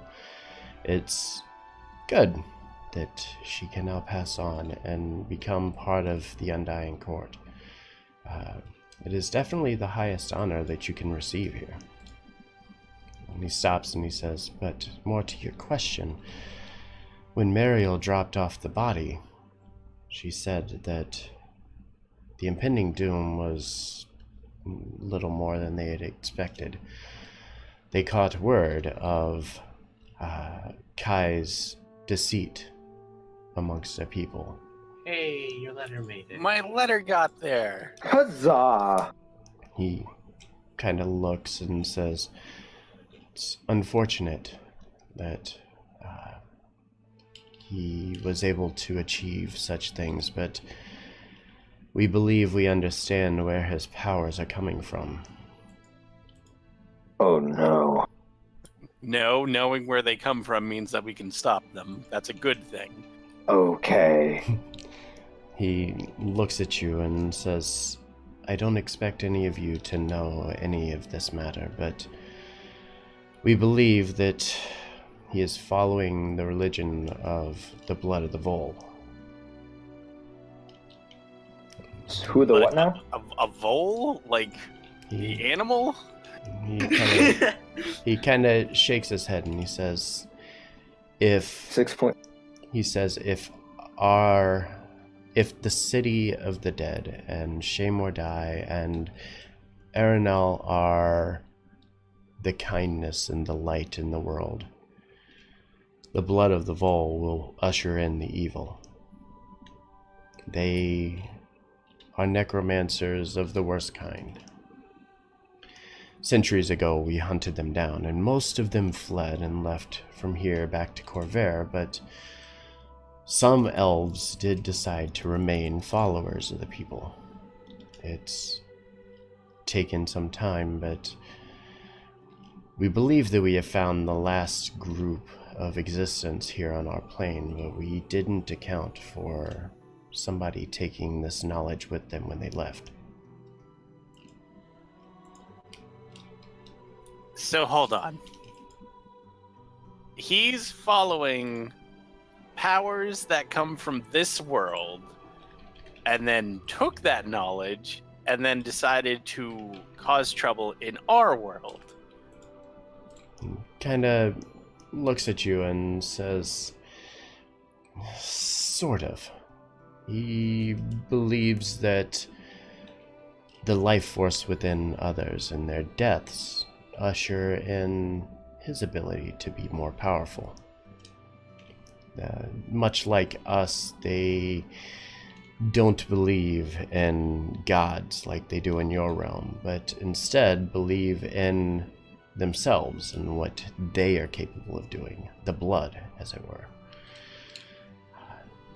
Would appear that he's attempting to usher in followers based on his abilities that he has gathered from here, and he's using this Scarlet Hand, I believe it was called, to help him to ascend to godhood in your realm. And you know where he's drawing power from on this world?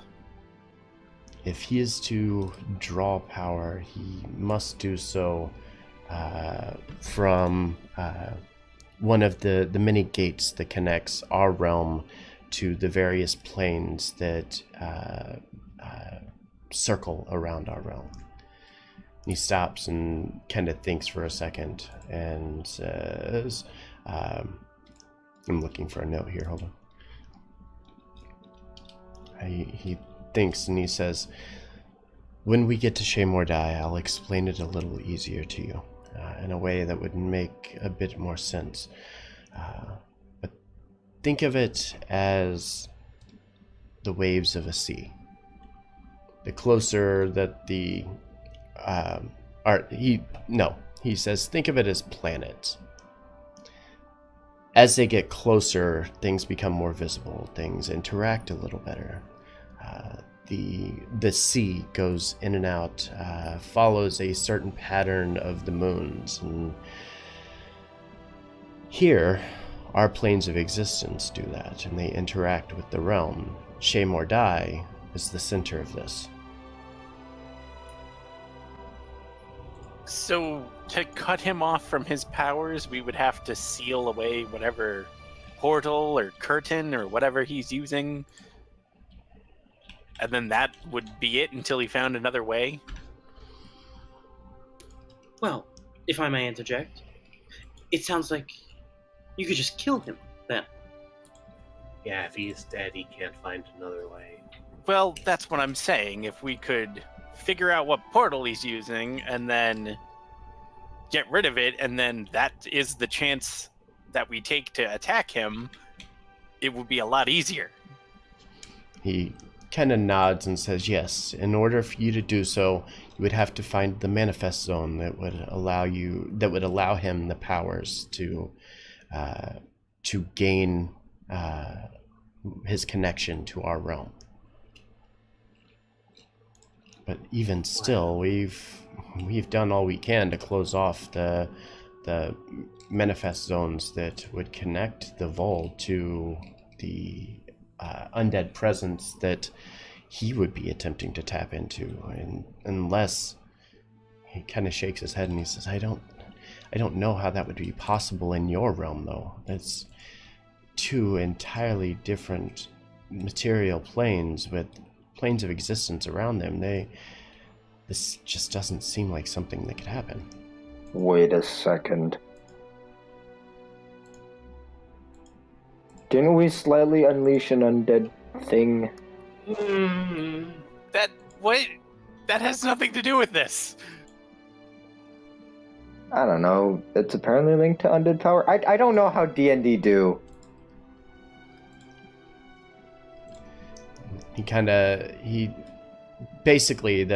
He looks over at the party and says, again, maybe this will help you to understand whenever you actually get to see what I am talking about within the City of the Dead. There's a lot to be learned here, and perhaps it's something that can help you in your endeavor to try to stop Kai Gladamine. Yes, speaking of that, you're planning on bringing Lady Gladamine back to life, yes? Well, unlife, Undead. to be a member of this council. He nods and says, yes. We need to talk to her. Oh, that's a good idea. We absolutely need to figure out everything that she knows about her son and everything that she apparently knows about this alternate dimension that she lived in or has ties to, because clearly this is all wrapped up in ways that I couldn't even conceive of, and I was already kind of spot on a lot of my theories already. And she seemed to really like you. She really didn't. He kind of looks at you and says, well, when the rite of transition is complete, her body must lie within the catacombs until she is called to serve on the Undying Court. At such time, you will be able to connect to her and be able to speak with her, though through less than natural means. Talking to someone who's dead, I didn't think that we were just going to sit across from a table.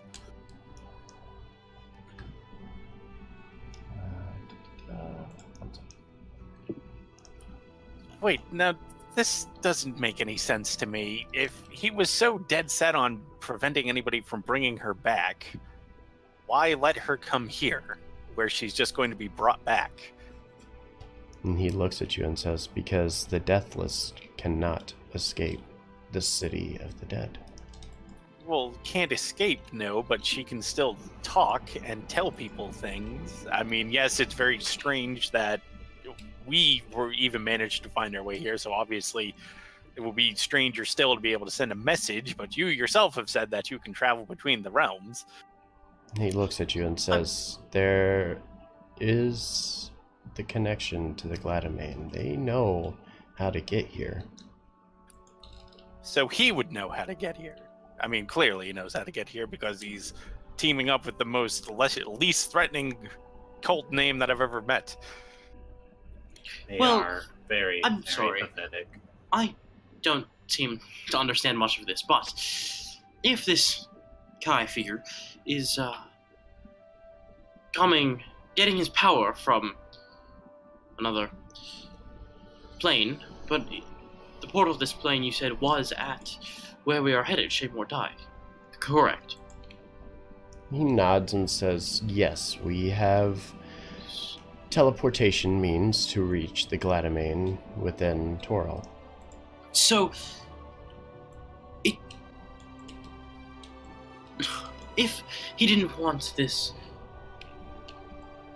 Gladamine person to come back, then why? She's coming back at Shaymore Die, the very place where he draws his power. And he shakes his head and says, no, you misunderstand. Where Shaymore Die is the light, he's drawing from the dark, from a different area, from a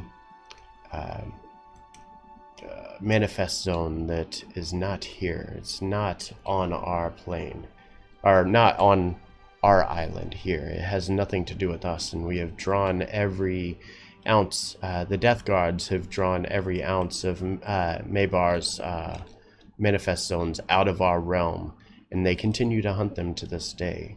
Somehow, there is a connection between those manifest zones and your world, pointing over to the rest of the party. And he's like, but unfortunately, I'm not sure what they might be. Well, hopefully Lady Gladamine will. This is not how I expected my week to go.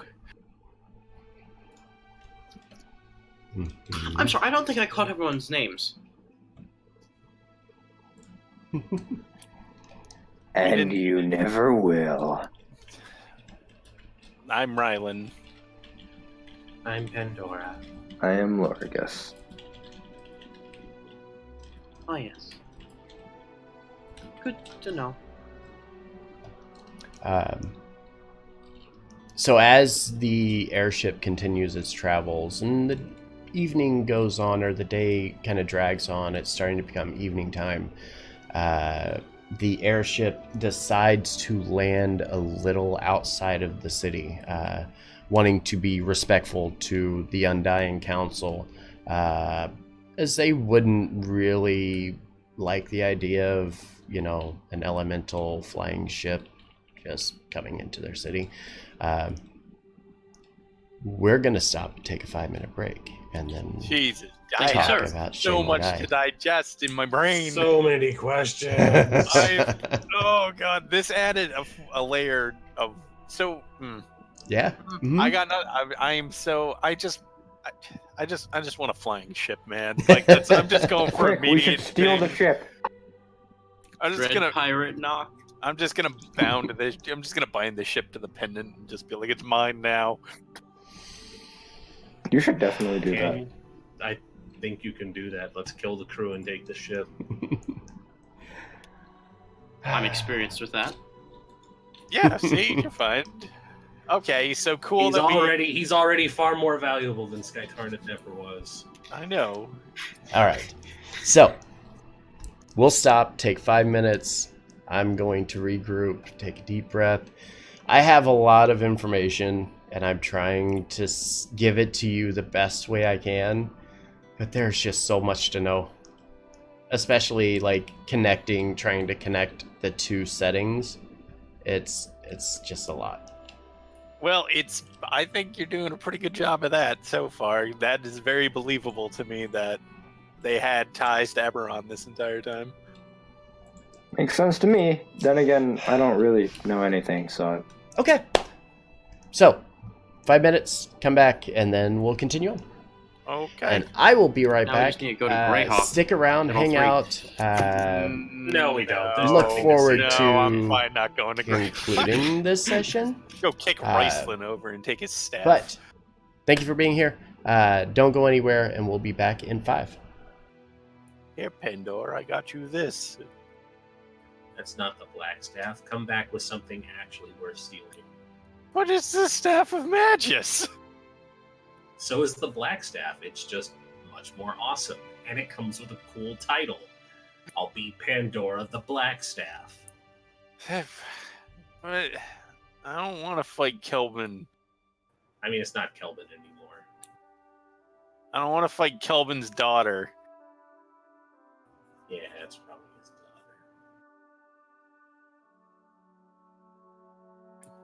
Making me fight Kelvin's daughters. Ridiculous. You just told people I was dead and buried. What? I didn't say that you were dead and buried. Ryland's words were, everyone I knew and loved are dead and buried. Yes, knew and loved meaning past tense, not people I know and love currently. Mhm. Why don't you relax there, Pandora? Doghouse. Extraplanar doghouse. Yeah, well, I have an extra planar ship that I can call wherever I want and then live on it. Well, let's do that and make it fly. That's what I want to do. Now I'm gonna go, and I'll be back.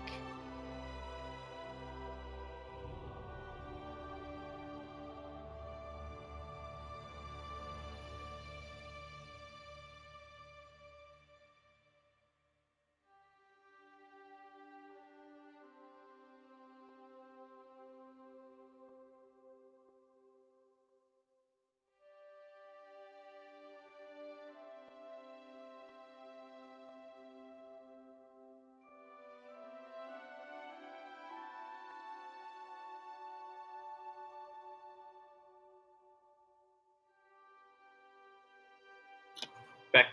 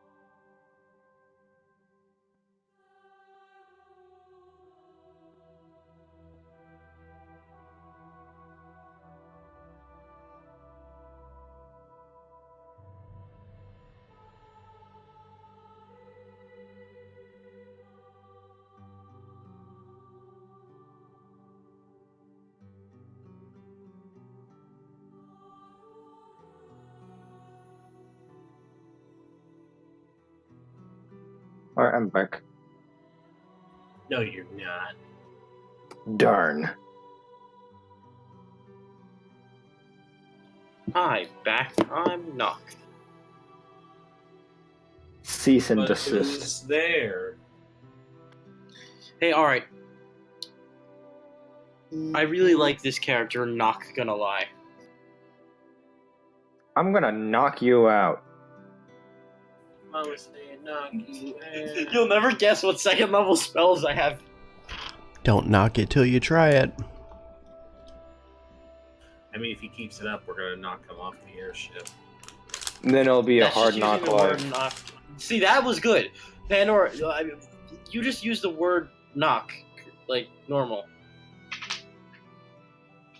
It's a hard knock life for us. Da da da da da da da. Dun dun dun! Easy. Why loud? Why loud? So loud.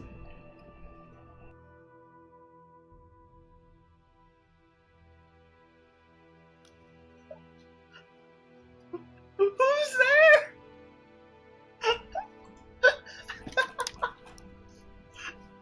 What are you doing? Look, if I did slash me and then knock, I'm it's back. a knock knock joke. I'm gonna go again. Oh boy.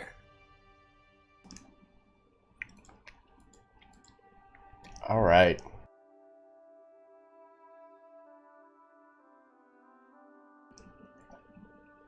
So,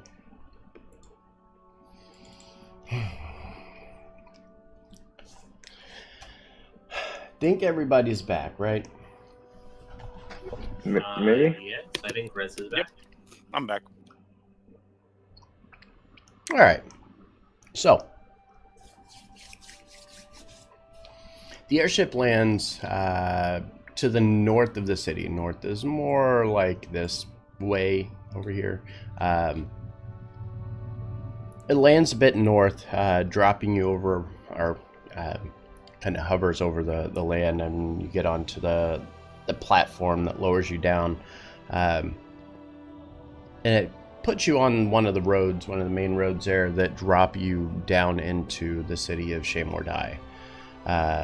From where you stand, it's dense jungle that surrounds the entire city. But as you begin to approach, you see a very large 25-foot high wall made of stone and ivy that holds back the untamed wilderness of the jungle around it. Alabaster sentinels are carved to resemble 20-foot tall elves, stand atop the outer walls of the city, facing out towards the jungle with their swords drawn.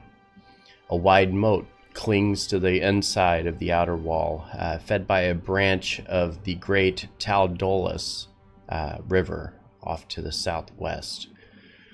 A waterway weaves through the middle of the city from the main gateway to the Palace of the Undying Court, crossed at various paths by arching limestone bridges.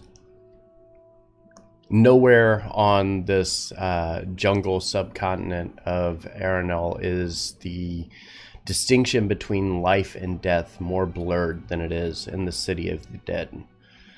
Undying soldiers stand rigid on guard duties in the city gates. The chants of the priests of transition echo off the stone monuments, and in the heart of a very, very quiet city stands the Undying Court itself.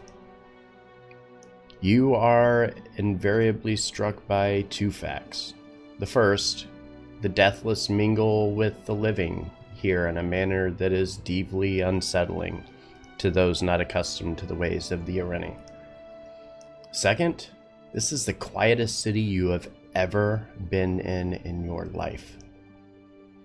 The hymns and chants that are sung by the priests of transition in the chapels and such around this city are often the only sounds that you hear, save for the shuffling of feet. voices carry for blocks because there's no other sound.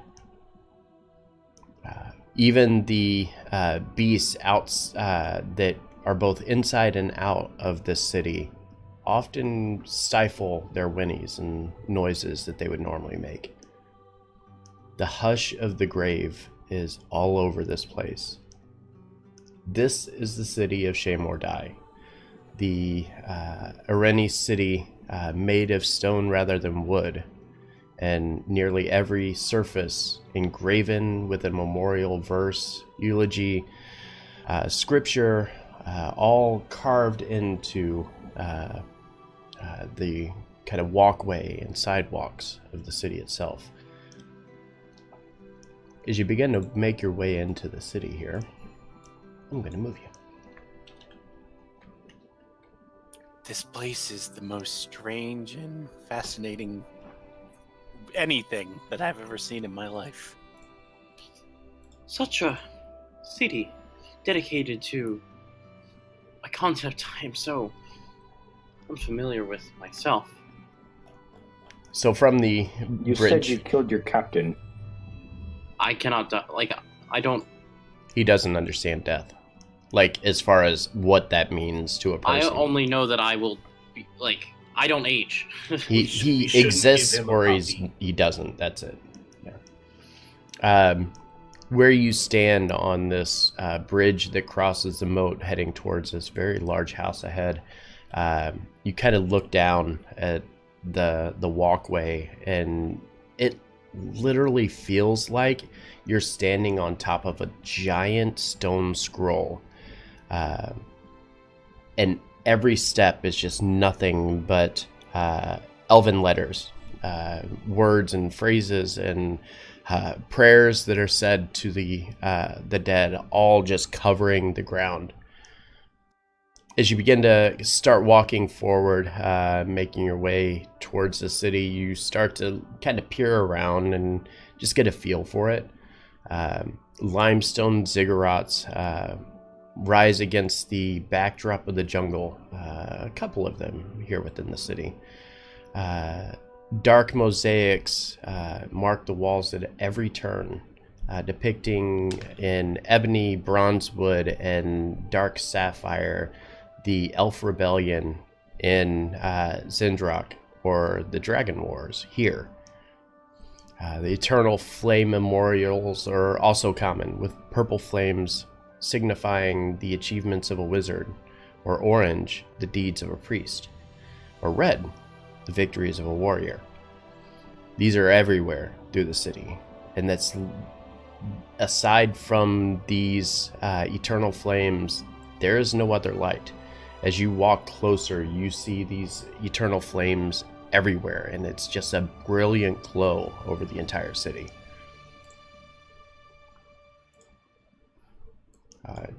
Find yourself crossing over, leading into what is known as the, what is this?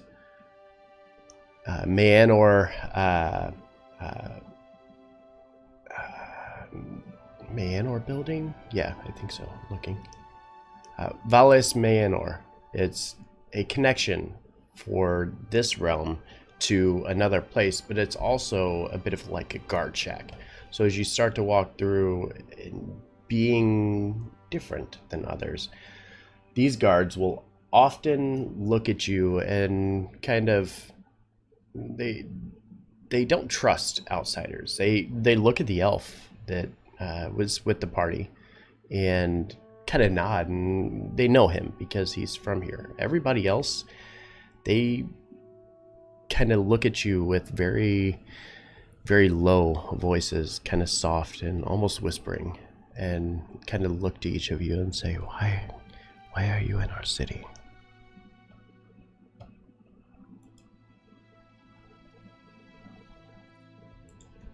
Just looking to get home, mostly. I'm required to be here.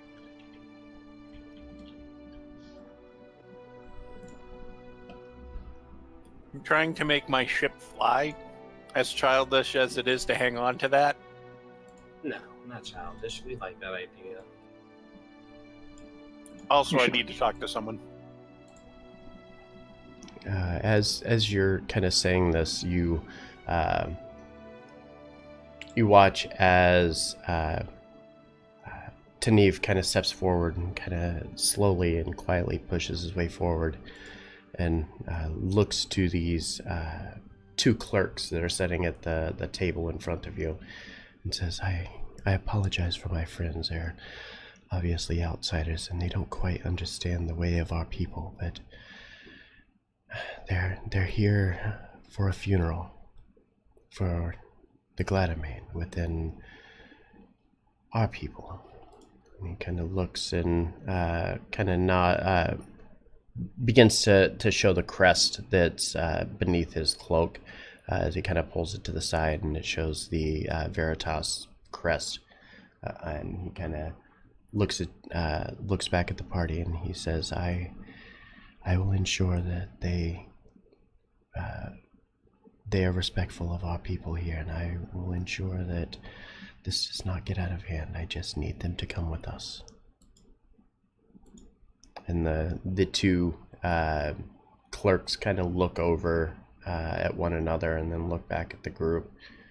But then eventually look at Taneve, who is very somber, very, very hushed tones, trying to ensure that he's giving the right amount of respect to both the Undying and to the workers here in this building. And they kind of nod, seemingly allowing you passage, allowing you to make your way through this kind of like gatehouse and into the village or the city itself.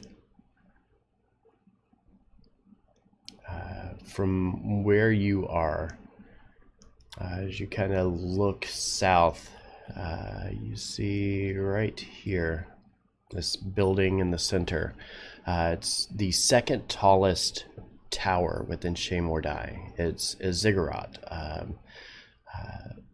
surpassed only by the jet obsidian limestone ziggurat over to its east. This building that you're looking straight ahead at is constructed with 3 pairs of eternal flames in silver basins burning in a row on either side of the entryway over here leading into it. As you look over and start to notice the ziggurat over here, you notice there's a lot of people gathered around. As mentioned, it's a very large black onyx or a black obsidian and limestone ziggurat. It's very ornate in detail. Every inch of this has been etched in Elven or in Areni Elven, and it's scrawled all across it with prayers that not only are they just the prayers of the people, but of the founders, the people that originally formed the Undying Court here, their names, and it kind of etched in right beside them. As you start to look up, you begin to notice there are a few street signs present here. Each one of them bear 3 or 4 different names. As you're kind of standing here and you're watching and kind of just checking out the interactions of the people, kind of witness as one of the elves is asking for directions to a certain individual's homestead, and the elf that begins to answer him has to think very closely because he doesn't want to disrespect the names of those individuals that were, have their name on those signs. He quickly guides him, attempting to honor the dead properly, showing him the way over to the manor that he's trying to get to. You continue looking around a little bit from where you're standing. You do see these 2 bridges right here that lead from the island that you stand on into the city itself. These two bridges are made of stone, kind of like cobblestone type stones. And one is the Bridge of the Brother, which is the one here. And then the other is the Bridge of the Sister, which is the one here. They are, again, similar to everything else here. Inscriptions all over these things. This, however, tells a story and a history of the people. And as you begin to walk by it, you start to notice that it starts telling each of the founders, each of the rulers, the siblings who rule over this area, known as the sibling kings, one brother and one sister. And it's every single name of every leader that has helped to keep this city established.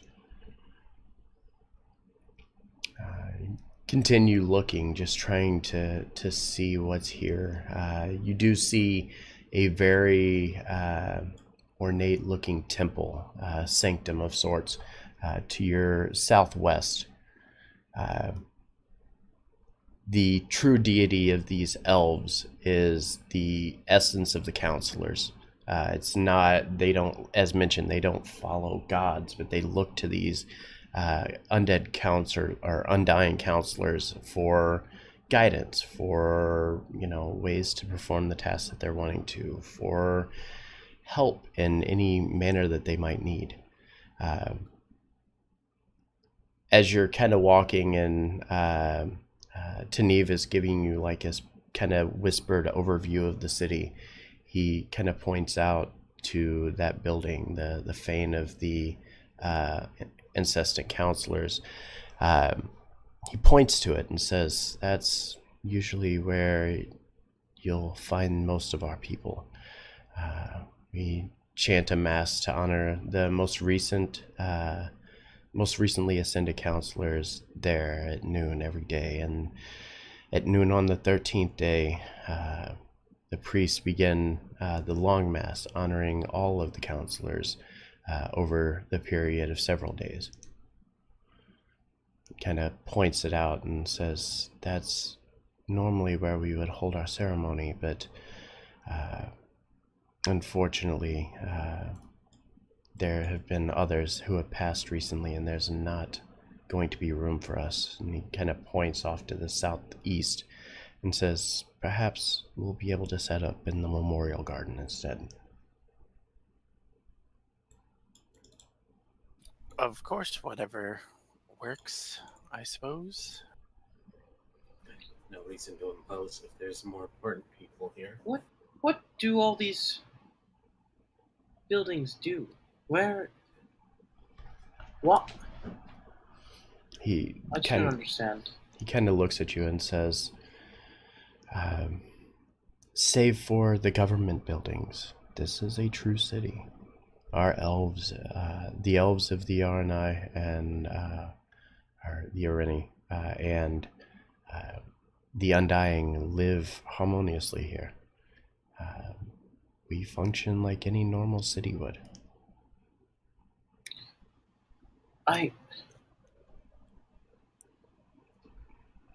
Okay.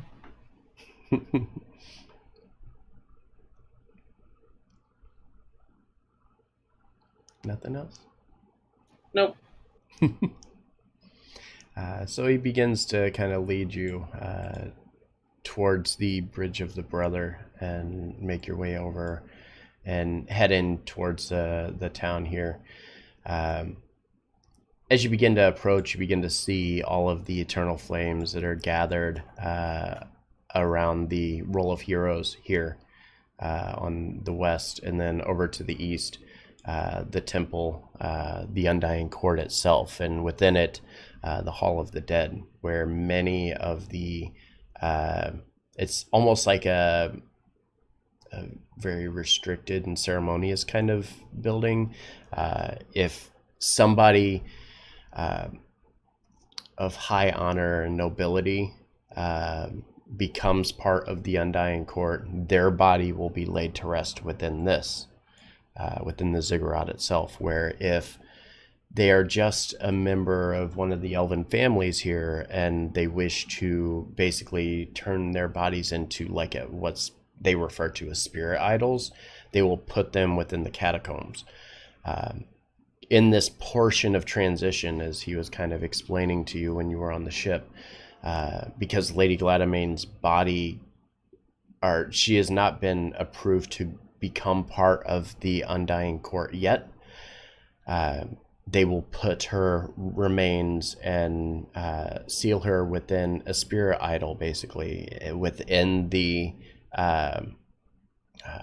catacombs underneath, just outside of the city itself, and that's where they will hold her body until the time is right for her to become part of the Undying Court.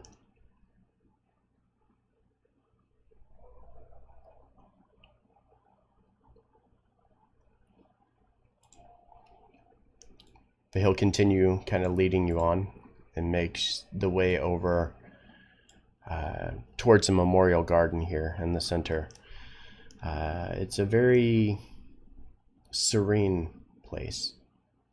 It's the only public garden within Shea Mordai, and elves are often here meditating and things. And as you walk up, you see a few that are kind of residing here just to relax for the evening. As you begin to approach, you notice that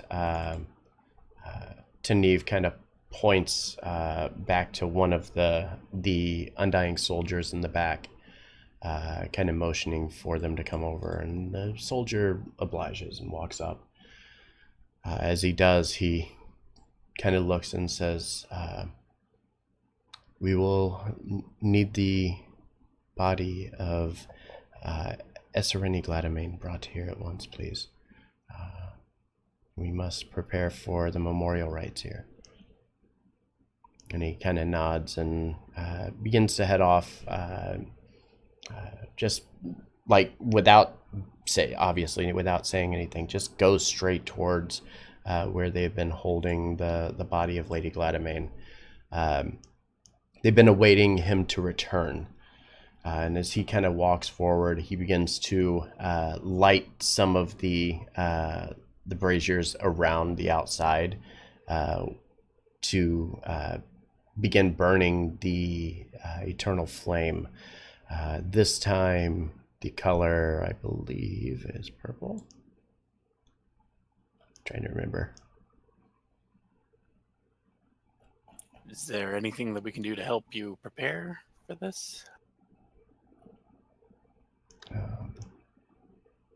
Yeah, it's purple. He kind of looks at you and says, no, won't be necessary. It's going to be a little bizarre, though. I mean, I don't assume you to know what a situation like this might, entail, but we will perform only the ceremonial portion of this here, and then we will take her body into the Hall of the Dead, and we will begin the embalming process. I don't want to sound ungrateful or anything, because truly I'm not, but how long does a process like this usually take? He looks at you and says, I wouldn't expect you to want to stick around for all of this. In fact, I'm sure that once we finish the rites of transition, that you'll want to get to business and take care of the things that you need to with Lady Gladamane. That is the idea, yes. Yeah. So when you begin this, are we obviously not free to do whatever we want because strangers in a strange city, but are we free to explore the city, and then perhaps you could send word to us when the time comes? He nods and says, yes, of course, if you would like to spend some time just admiring and looking around the city, you are more than welcome to. Right, yes, of course. Nock is just kind of confused at everything. Like, not understanding the point of any of this process. I'm not prepared to give a life and death talk to a Warforged right now, so you see when you stepped on your goldfish, Nock, he's actually just right. So yeah, that's all Rylan wanted to ask. And the I forget the house name, but it was the house that had the Mark of Storm. They are in the other city that we were in previously to this one. Or there was a building that they had there. Correct. They have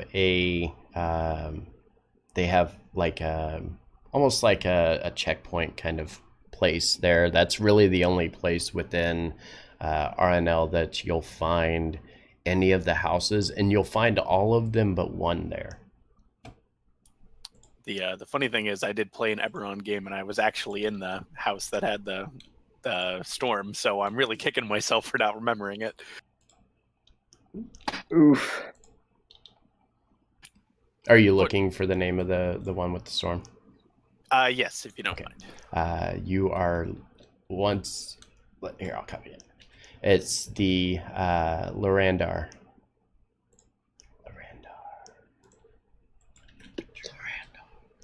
Oh, I didn't even have that spelled right. Thank you very much. Yes. You're welcome. All right, so this is just like a separate city that's just kind of like it does its own thing. So there's no dragon mark houses here. Correct. Yeah, the only dragon marked houses were back in Pylus, the city that you had left from, which is like a port city for them. And yes, all of the dragon mark houses except for Maureen are present there. Well, I suppose we could go explore the most quiet and serene city that I've ever been in and see what we'll find. Hopefully and then he'll not look trouble. over and just kind of ask, does the Gladamanes or the house that the Gladamanes belong to, do they have a city or a house here, perhaps? One sec. Okay.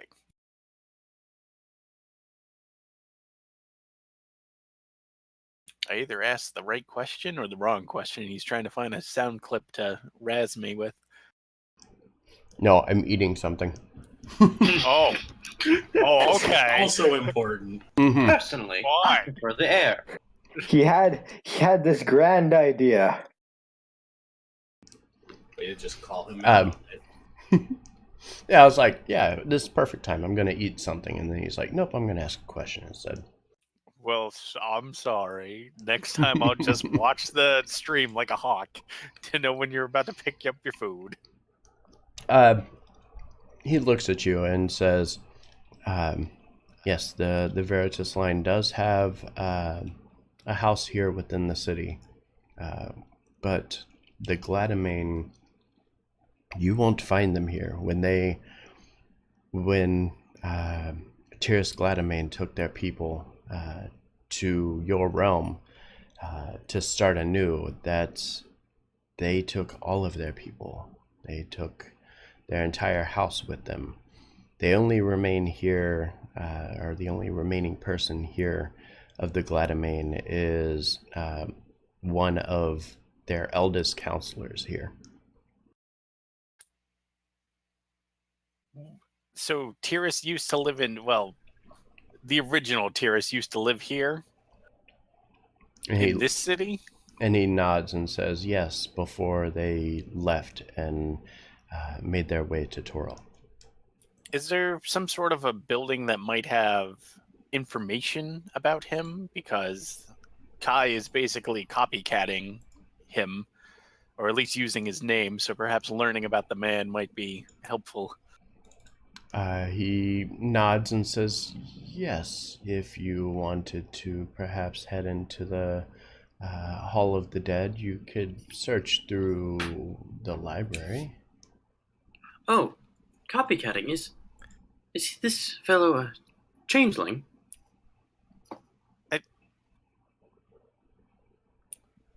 Ryland's going to be able to pick up enough context clues to know what that is. I'm deciding. Mm-hmm. No, and we call them doppelgangers.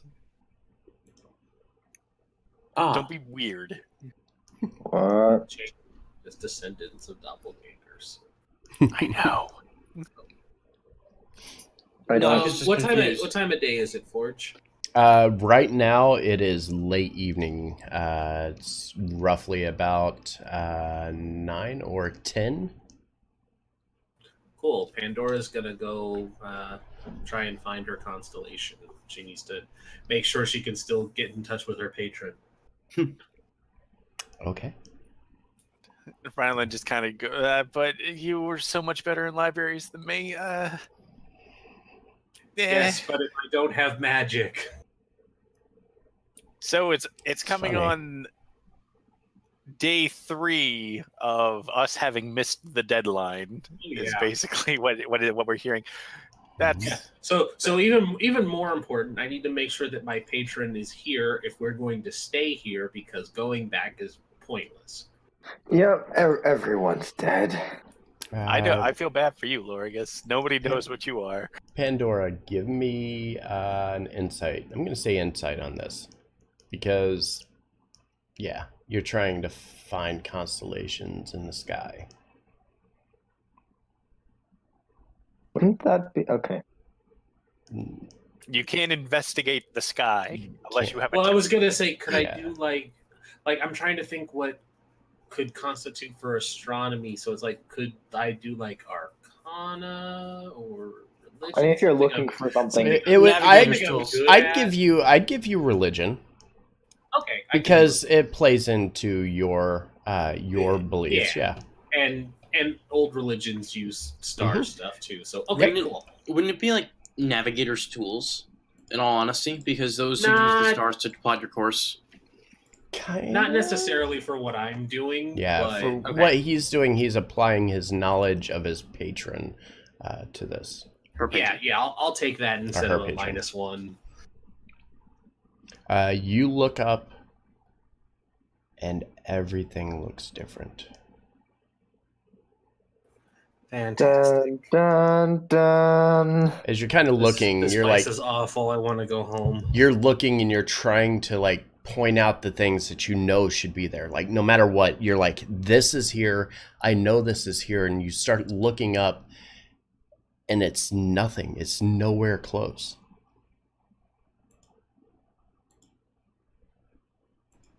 Do I I'm gonna shoot myself in the foot for asking this? Do I still feel my magic? You do not. You can't shoot yourself in the foot. You got no Eldritch Blast. Oh, God. I hate this place. I want to go home. All right, I'm gonna go find Rylan at the library, and she's gonna look really, really dejected. Okay. So you go to the Hall of the Dead. Hope you guys got dark vision. Haha. I do. I have a torch. Wait, would that be disrespectful to wave a torch around a bunch of undead? Mm-hmm. I still have dancing lights. Let's Hold see. up. Do Warforged not have dark vision? Nope. That makes okay. Just because your eyes glow doesn't mean you can see in the dark. They did not think to build infrared into your system. Well, I have the cantrip light, so Okay. Let's see how this works. Oh, God. Whatever I can see, I can't read. Oh wait, I don't have wait, no, I do have dancing Oh, it lights. didn't work. That's a Hold on. racial. Ah. Aw. Well, that looks friendly. Oh, that's a lot of things. There. Okay, you know what? I actually feel a little better, not knowing all of that's ahead of us. I can't see anything. Is that supposed I to? know. I'm looking to find out why. Let's see. I Dynamic think lighting you is probably on. wanted to close this off, so we just blinked the whole map. No. I saw a lot of things in big circles. did we go with? Did Lorgus and I go as well? There we go. I'm assuming so. I don't think Rylan would head off without Lorigus when it's been pointed out that Lorigus is seriously doesn't belong here. So, But I have gone as Can't well leave because him alone. I don't really. oh wait, are your tokens broken? No, you have sight. I noticed yesterday that enforced line of sight was breaking the dynamic lighting yesterday. So Oh, maybe if you have that that's on. it. Yep. Okay, now I see us down in the bottom. I don't Or see token. I see a door. I don't see our tokens. One sec. Are we on the right layer? There you are. Haha. We're really small. Oh, I'm zoomed out. We're just so enhance. you begin to make your way into this chamber, this entirely unique group of individuals who look absolutely nothing like the elves here. You open the final doorway leading into what you can believe to be the library. And as you walk in, you notice that these bookshelves line all of the walls and reach all the way up 40 feet in the air to the top, shelf after shelf after shelf. The workers within this, the individuals here, slowly putting books away and pulling certain ones out and making notes within them and then sliding them back in. The Undying Counselors, the individuals here, freely roaming all of the chambers, just doing their own thing, doing, the research that they are wanting to do. The Undying Soldiers guarding everything, their eyes watching very closely to everybody that's within the chambers, very specifically to this new group of adventurers who have stumbled their way into here. I cannot see anything. This is odd. Here, let me be your beacon. And I'm going to touch my... So, can I touch my exterior and have that be an object? Not in public, you can't, pal. Okay. Okay. Okay. Am I allowed to, because it's integrated armor. Can I touch my integrated armor and have that be the object of the target of light? You can, but you might want to consider dimming it. Why? Because you are in the Hall of the Dead where they don't require light. There's no light anywhere in here for a reason. That's what... We're being considerate of the people that we're breaking. We're basically just stomping through their library. You're in their very, very holy sanctum right now, and you're wanting to turn a light on.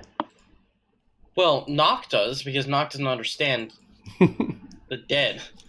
Correct. Yes. Oh, dear Lord.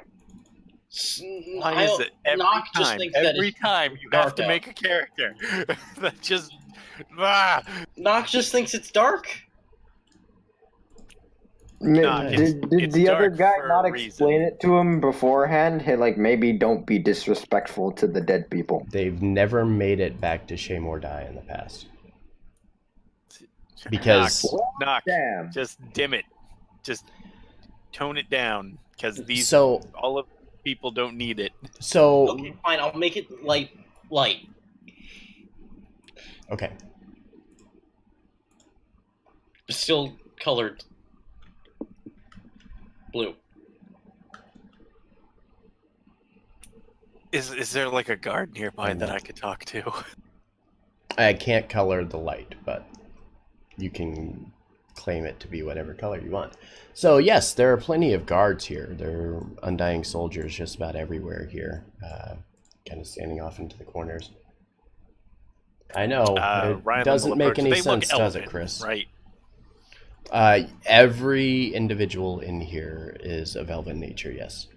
All right, so Rylan will go over to one of the guards and sort of try to like signal that he wants to talk to them and see if that gets like a reaction, or if it's like they're just so involved in whatever they're doing that they just ignore them. The guards? Yes. The guards just scan the room. They watch the movement. They watch what the people are doing. On occasion, you see them begin to wander, and they'll make, they'll make their way down and check between the rows, and then circle back. Each one of them kind of rotating around the room a bit as this is going on. Okay, so they're not talkative, is correct. Yeah. All right, so I'm gonna go to one of the elders that are actually doing something, and then kind of approach them. Okay. And just in Elvish say, "Excuse me, do you have a moment?" He kind of looks up, noticing you're a human and not a typical elf like he's used to. He kind of looks up at you and says, "Yes, I got a moment. What can I do for you?" Yes. Sorry to interrupt and to intrude on your library. We're guests of. What was he was the priest of something. Taneve. He was. Taneve. He is the priest of transition. Right. We're guests of Taneve, the priest of transition. He's doing a ritual at the moment, but we were told that we could come into the library and look for some information. Would you possibly know, is there like, I suppose there wouldn't be like an index in here considering how much there is, but information about families that lived in the city prior? He kind of looks at you and says, within the Hall of the Dead here, we keep a living history of every individual who has come and gone. And he kind of looks up at the 40-foot tall bookshelf that kind of reaches all the way to the ceiling. He says, within each one of these books dictates the life and death of each one of the elves within our people. And he kind of looks at you and says, is there one you're looking for particularly? Tiris Gladamane. He stops and thinks for a second and begins walking over here and kind of walks over to the bookshelf and starts looking, checking the bindings at the side, and then kind of looks up, and you watch as he kind of does like a flick of the wrist, and you watch as this magical mage hand reaches up and starts looking through the books as it climbs all the way up towards the ceiling, 30 feet. Gets up towards the top, finds one of the books, and you see it begin to pick it and pull it off of the shelf, and then slowly brings it down. And as he brings it down, he takes a look at it, and he says, you're looking for Counselor Tiris Gladamane. I didn't know he was a counselor. Is Tiris a particularly common name? He kind of shakes his head and he says, not with the last name that you have given. Then yeah, that's probably him. And he'll hold his hand out for the book and be like, "Yo, thank you very much." He looks at you and shakes his head and says, I'm afraid I can't do that. Oh. You see, these are the private records.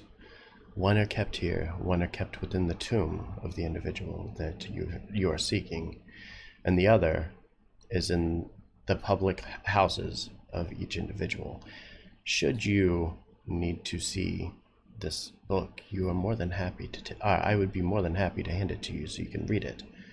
You cannot leave this property with it. I will absolutely not leave this property. Can I take notes? He says, as long as you do not deface this property, then yes, you are fine. I will absolutely not deface that book or take it out of the building. Okay. And he hands you the book, and as you kind of pry it open, you begin to look over it, you see that these are stories and retellings of an individual who many believe was one of the greatest nobles of his line, of the Veritas line. The more you keep reading about it, you learn the history of Tyrus Gladamain, that he was attempting to keep his family, allowing them to continue to grow here within the city of the dead, but longed for more, longed to expand, and longed to allow his people to thrive in ways that they previously could not.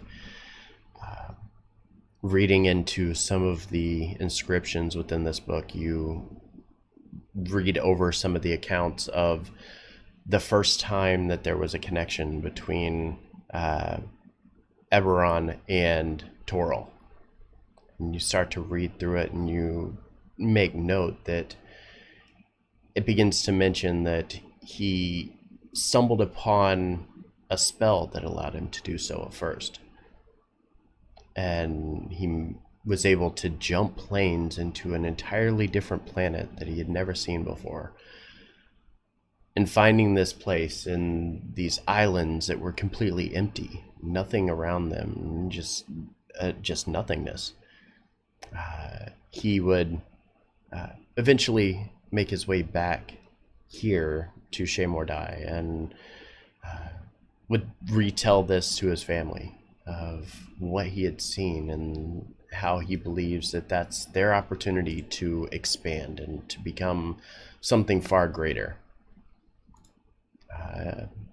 The more you continue reading down this list, you begin to see other things, like him establishing the city of Sidore, the one that you now know is the home of the dwarves over in Rink Key. They have some inscriptions and pictures of how all of this came to be, and him finding this portal that would allow he was basically able to cast a spell to create this portal over and over, to the point where he focused on it for so long that it became a permanent way to teleport between two realms. Does the book say where this portal was located? It mentions that the original placement of this portal was somewhere within Clycare Island. But where it just mentions a forest, because everything that exists then, or existed when this was happening, none of what you know existed then. It was just nothingness. It was an open, wild, completely untouched part of the realm. Does it say where it was on the Eberron side? Yes, and it mentions that originally, whenever he began to found, or when he began to transition people over, trying to leave from here to reach over to the Living Isles, he created the portal outside of the city so as to not draw attention. But then as his people began to leave and questions began to be asked, he would reveal what he had done and the discovery that he had made. This brand new plane of existence that had never been heard of before. He would mention it to the others within the Veritas line, and they would encourage him to pursue what he felt was right, but to keep true to their beliefs and their practices. And he agreed to. And under that condition of following their practices, they then in turn gave him a different option. Instead of putting his portal in hiding, they would allow it to reside within the Hall of the Dead. Where we are. Yes. Guys, I think I might know where he's drawing the power from. Where Kai is drawing the power that you spoke of? I mean, it's possible that he might be drawing it from this portal, because why would they shut this portal off? It was made by one of their greatest chancellors. Let's destroy it then. No, whoa there. Knock, need Careful saying things out You're loud. at a 10. I need you at like a 0 right now. Yeah. Let's close it then? No, how about we go talk to the guy who let us in here and then figure out, because again, I'm not a magic person. I'm just I am. speculating. I am. Anything interesting in this shelf here? Yes, you have 2 shelves. All of the shelves are all covered. No, the shelf where I'm at. I've been browsing through this shelf. You just see various members of one of the lines within, one of the lines within Arnell. As you're kind of looking over, it's just name after name after name after name, all individuals who have done great and amazing things for their people, but nothing of import. No. Okay.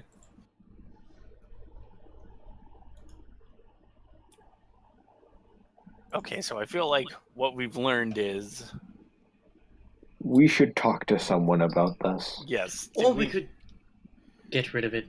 No, The more time he spends, the more damage he could be doing, right? we're Right. already well beyond our time limit, so at this point, Endor's gonna peek over this shelf and be like, "Does he not realize that there's like a guy standing right here next to you?" also, yes, so, I mean, Hello. like time, I time and a place, not. I can hear him from the other shelf where I was standing, but it she looks to the guy and she's like, it is a wonder that you are just not saying anything about what he's suggesting at all. As you say that, he kind of looks and says, "Oh, don't worry. That one won't make it past the counselor." Yeah, I had a feeling that. That one? She nods, yeah. That one? Knock, just tone it down, please. I really don't want to have to explain to my new best friend who's going to help me get a flying ship that you're got torn apart by a bunch of guards. They wouldn't touch me. I'm pretty sure the idea when we were allowed into the city that the whole veiled threat was that the guards would be more than willing and capable of doing so. Mm-hmm. They sure did. Regardless. The odds seem against us Curtain made of beads. in that regard. Okay, first off, if you start a fight in this library, there is no us. There is a you, and then there is a me who is leaving. But we are we not comrades in arms? I just met you like 8 hours ago. Rylan, teach me how to have friends. But we are... Okay. We are not... Riley just starts Oh. sobbing. We are not serving the same cause. Are we not here to defeat this creature? Kai. Yes. But we have to do it with an air of subtlety. Well, Yeah. not subtlety, more like in a way that doesn't make us enemies of everybody, because What he said. the priest already told us that these guys want to shut him down too. Yeah, so give me...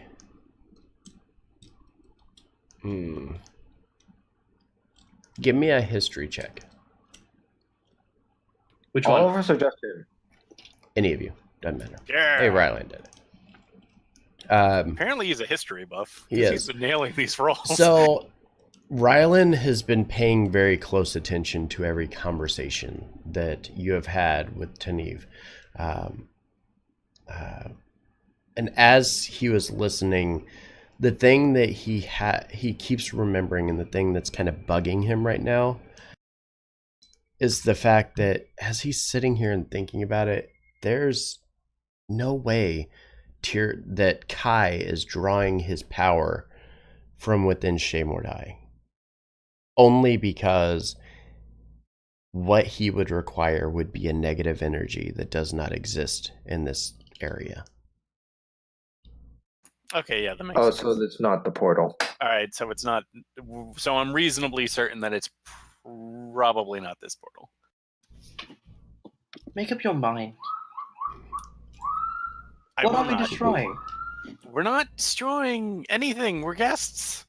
And as Nock continues, you see the elf kind of hold his hand out in front of you, Rylan. Okay. Can I just put it on record that he brought this on himself? Oh, and he hands him the book back. As he does, he reforms the mage hand. The mage hand quickly goes up, dropping the book off, and you watch as the guards begin to kind of close in. Right. Thank you for your time, and we'll see ourselves out. Yeah. Rylan, Yes, are we leaving? we're leaving. Okay. Thank you again for your help. Sorry about the Warforged. What did I do? These guards aren't here for me, buddy. Gone.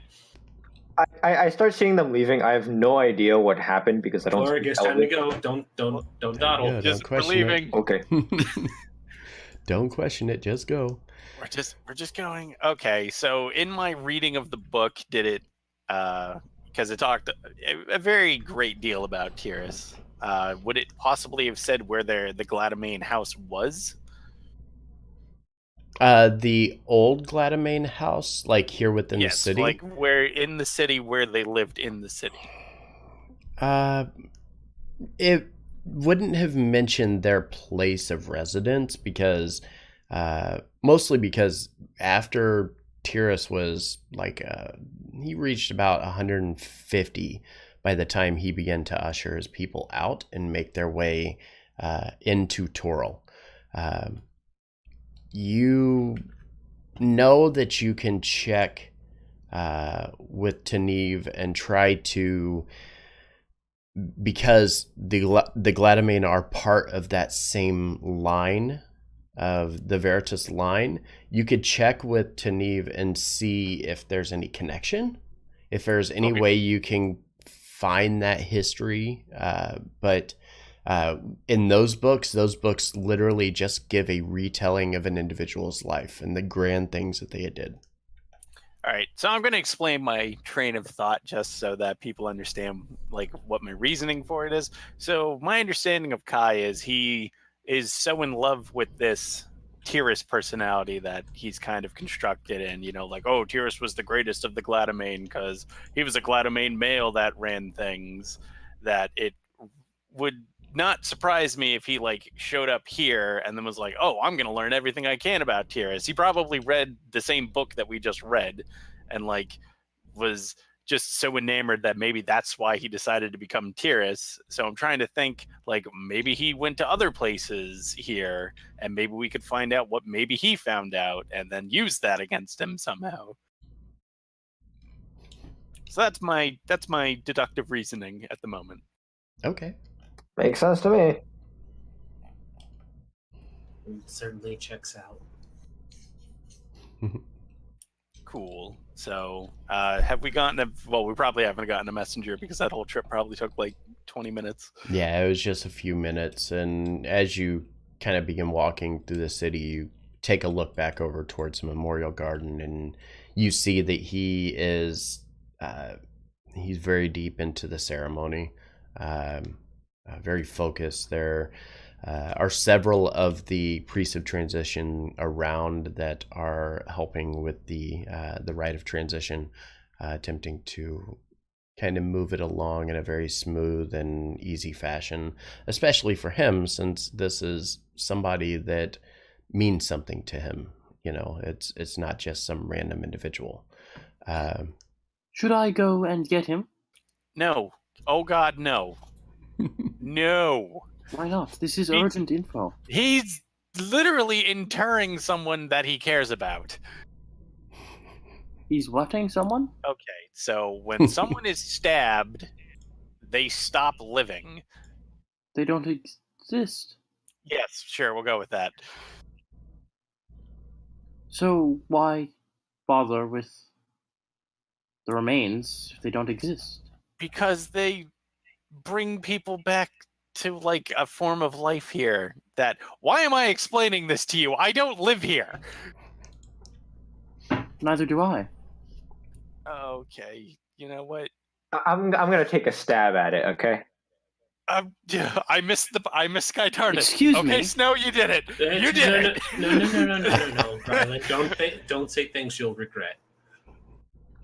Let's wait, not be wait, hasty. Lorigus, Okay. So you sometimes stabbed me. no sometimes things are alive, and then they stop forever. But then you can make them unstop with this ritual. So this would Your friend is performing this ritual to unstop them. So This- why doesn't this would be everyone get funnier if everybody knew how Warforged Because worked. not everybody but not every- wants to be. the group doesn't Not everybody understand that. deserves it. But if it's who wouldn't want to? Well, because existing is sometimes- better than unexisting. Well, that's a debate for I'm not. a later I'm time. not properly prepared. Like I'm not equipped to have this kind of existential crisis with you. Okay, so I can go get him. No. No, because he is busy. Oh, Knock, I have a question for you. yes. So you were put together. Yes. Mhm, I That think is so. that is how you came to be. Someone mhm. put you together. Yes. Can you take parts of yourself off? Yes. Take your head off and give it to me. But then I would. That wouldn't. I cannot. I can't, right? I physically can't remove my head, right? Correct. That is not how it works. Okay. I can do this, and I'm gonna pop out one of my eyes, and I'll put it back in. No, you can't get him. Don't ever do that again. Yes, I understand what I was asking you to do was weirder. Okay. We're gonna sit on these steps. We're not gonna pick any fights with the guards. We're gonna wait for him to finish so that we can talk to Lady Gladamain, figure out what in God's name went wrong with her crazy son, whom I wouldn't be surprised showed up to kill her again. Well, And then we we're will gonna just kill figure him out back. exactly. We're gonna figure out how to go home because a bunch of people I know are probably dead, and that's just adding to the list already that I don't want to think about. But wait, if they're dead, can't you just bring them back? I slap him, and then I kind of You- shake And I- my and then I hand quickly- because that really hurt. You just And slap I metal. I quickly explain, well, being able to bring someone back from the dead takes a lot of skill, and that is skill that I do not have, or most people do not have. And it takes diamonds. Oh, diamonds. Yes. I'm not gonna do it. I'm just gonna shut up. That would be good. So are you gonna make your way over to the gardens and sit on the stairs there and wait? I mean, I can't really think of anything else to do. Lorgus will attempt to explain the concept of life and death further to the automaton. I have no understanding. I will make you understand. We're getting dangerously It is- close to calling up a plot point from Final Fantasy IX. That's all I'm saying. I have no idea. So you make your way back over to the memorial garden, and everybody just kind of sits and watches, and it's almost serene, just watching how they're performing this ceremony. And it's as they kind of you watch, they're preparing the body itself as well. getting it ready for the embalming that will be taking place within the Hall of the Dead. And they begin wrapping the body with the bindings that are the bandage that they cover the entire body with. And they place this ornate skull mask over her face, leaving the rest of her as is in the process. And they finish this kind of lengthy ceremony that takes almost like an hour and a half or so. As they're kind of wrapping all of this up, Taneve kind of stops and kind of looks back in your direction. I'm looking for something specific. Again. Ryland's got that look on his face where he's like, "You didn't tell me your Warforged buddy was this weird." I'm going to be performing some routine maintenance on myself. Why do you think he dumped them on us? It's at this time you watch as he's completing this ceremony. And like I said, about an hour and a half probably has passed. It's starting to get a little bit darker. And as he finishes, notice that the body itself begins to become almost infused in light, kind of gleaming, and the entire area around, which was previously just covered in this purple, the purple fire of the eternal flames that are around the area. Now everything is a brilliant white, with Lady Gladamane's body just glowing immensely. And as the body begins to glow and then fades down and back to nothingness, Taneve stops and kind of looks back in your direction and says, "It is finished." And very soft kind of tone to try to get your attention. Good. We have news for you. Oh, God. And that is where we're going to end our session tonight. I bandaged my hand up because I probably broke it punching him. Good thing it was my shield hand. Man. Because that thing floats, so. I guess so. So, how about that story, huh? Oh How my about God, that? we're in Eberron. I am so happy right now. Like, my face hasn't stopped grinning this entire time. I love Eberron. I can't Yeah. wait to get my flying ship that I'm totally taking with me, no matter And what you say. Just remember, I'm laying groundwork for the future game, not for this one.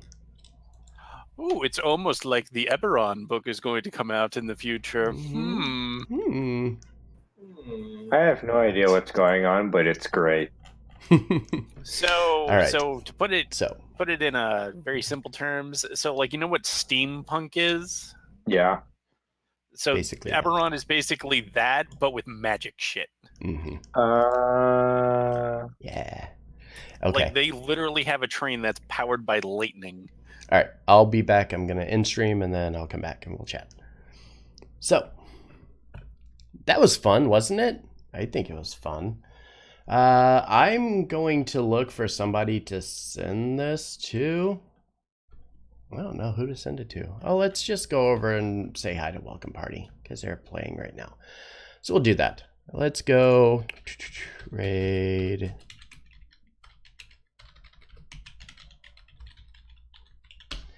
Go over, say hi to Welcome Party. Thank you guys for being here. This was a very fun and interesting session for me. Come back tomorrow for Fell Entropy. I look forward to seeing you there. If you don't already do so, give us a follow. Come back again soon. Have a good night, guys. See you soon.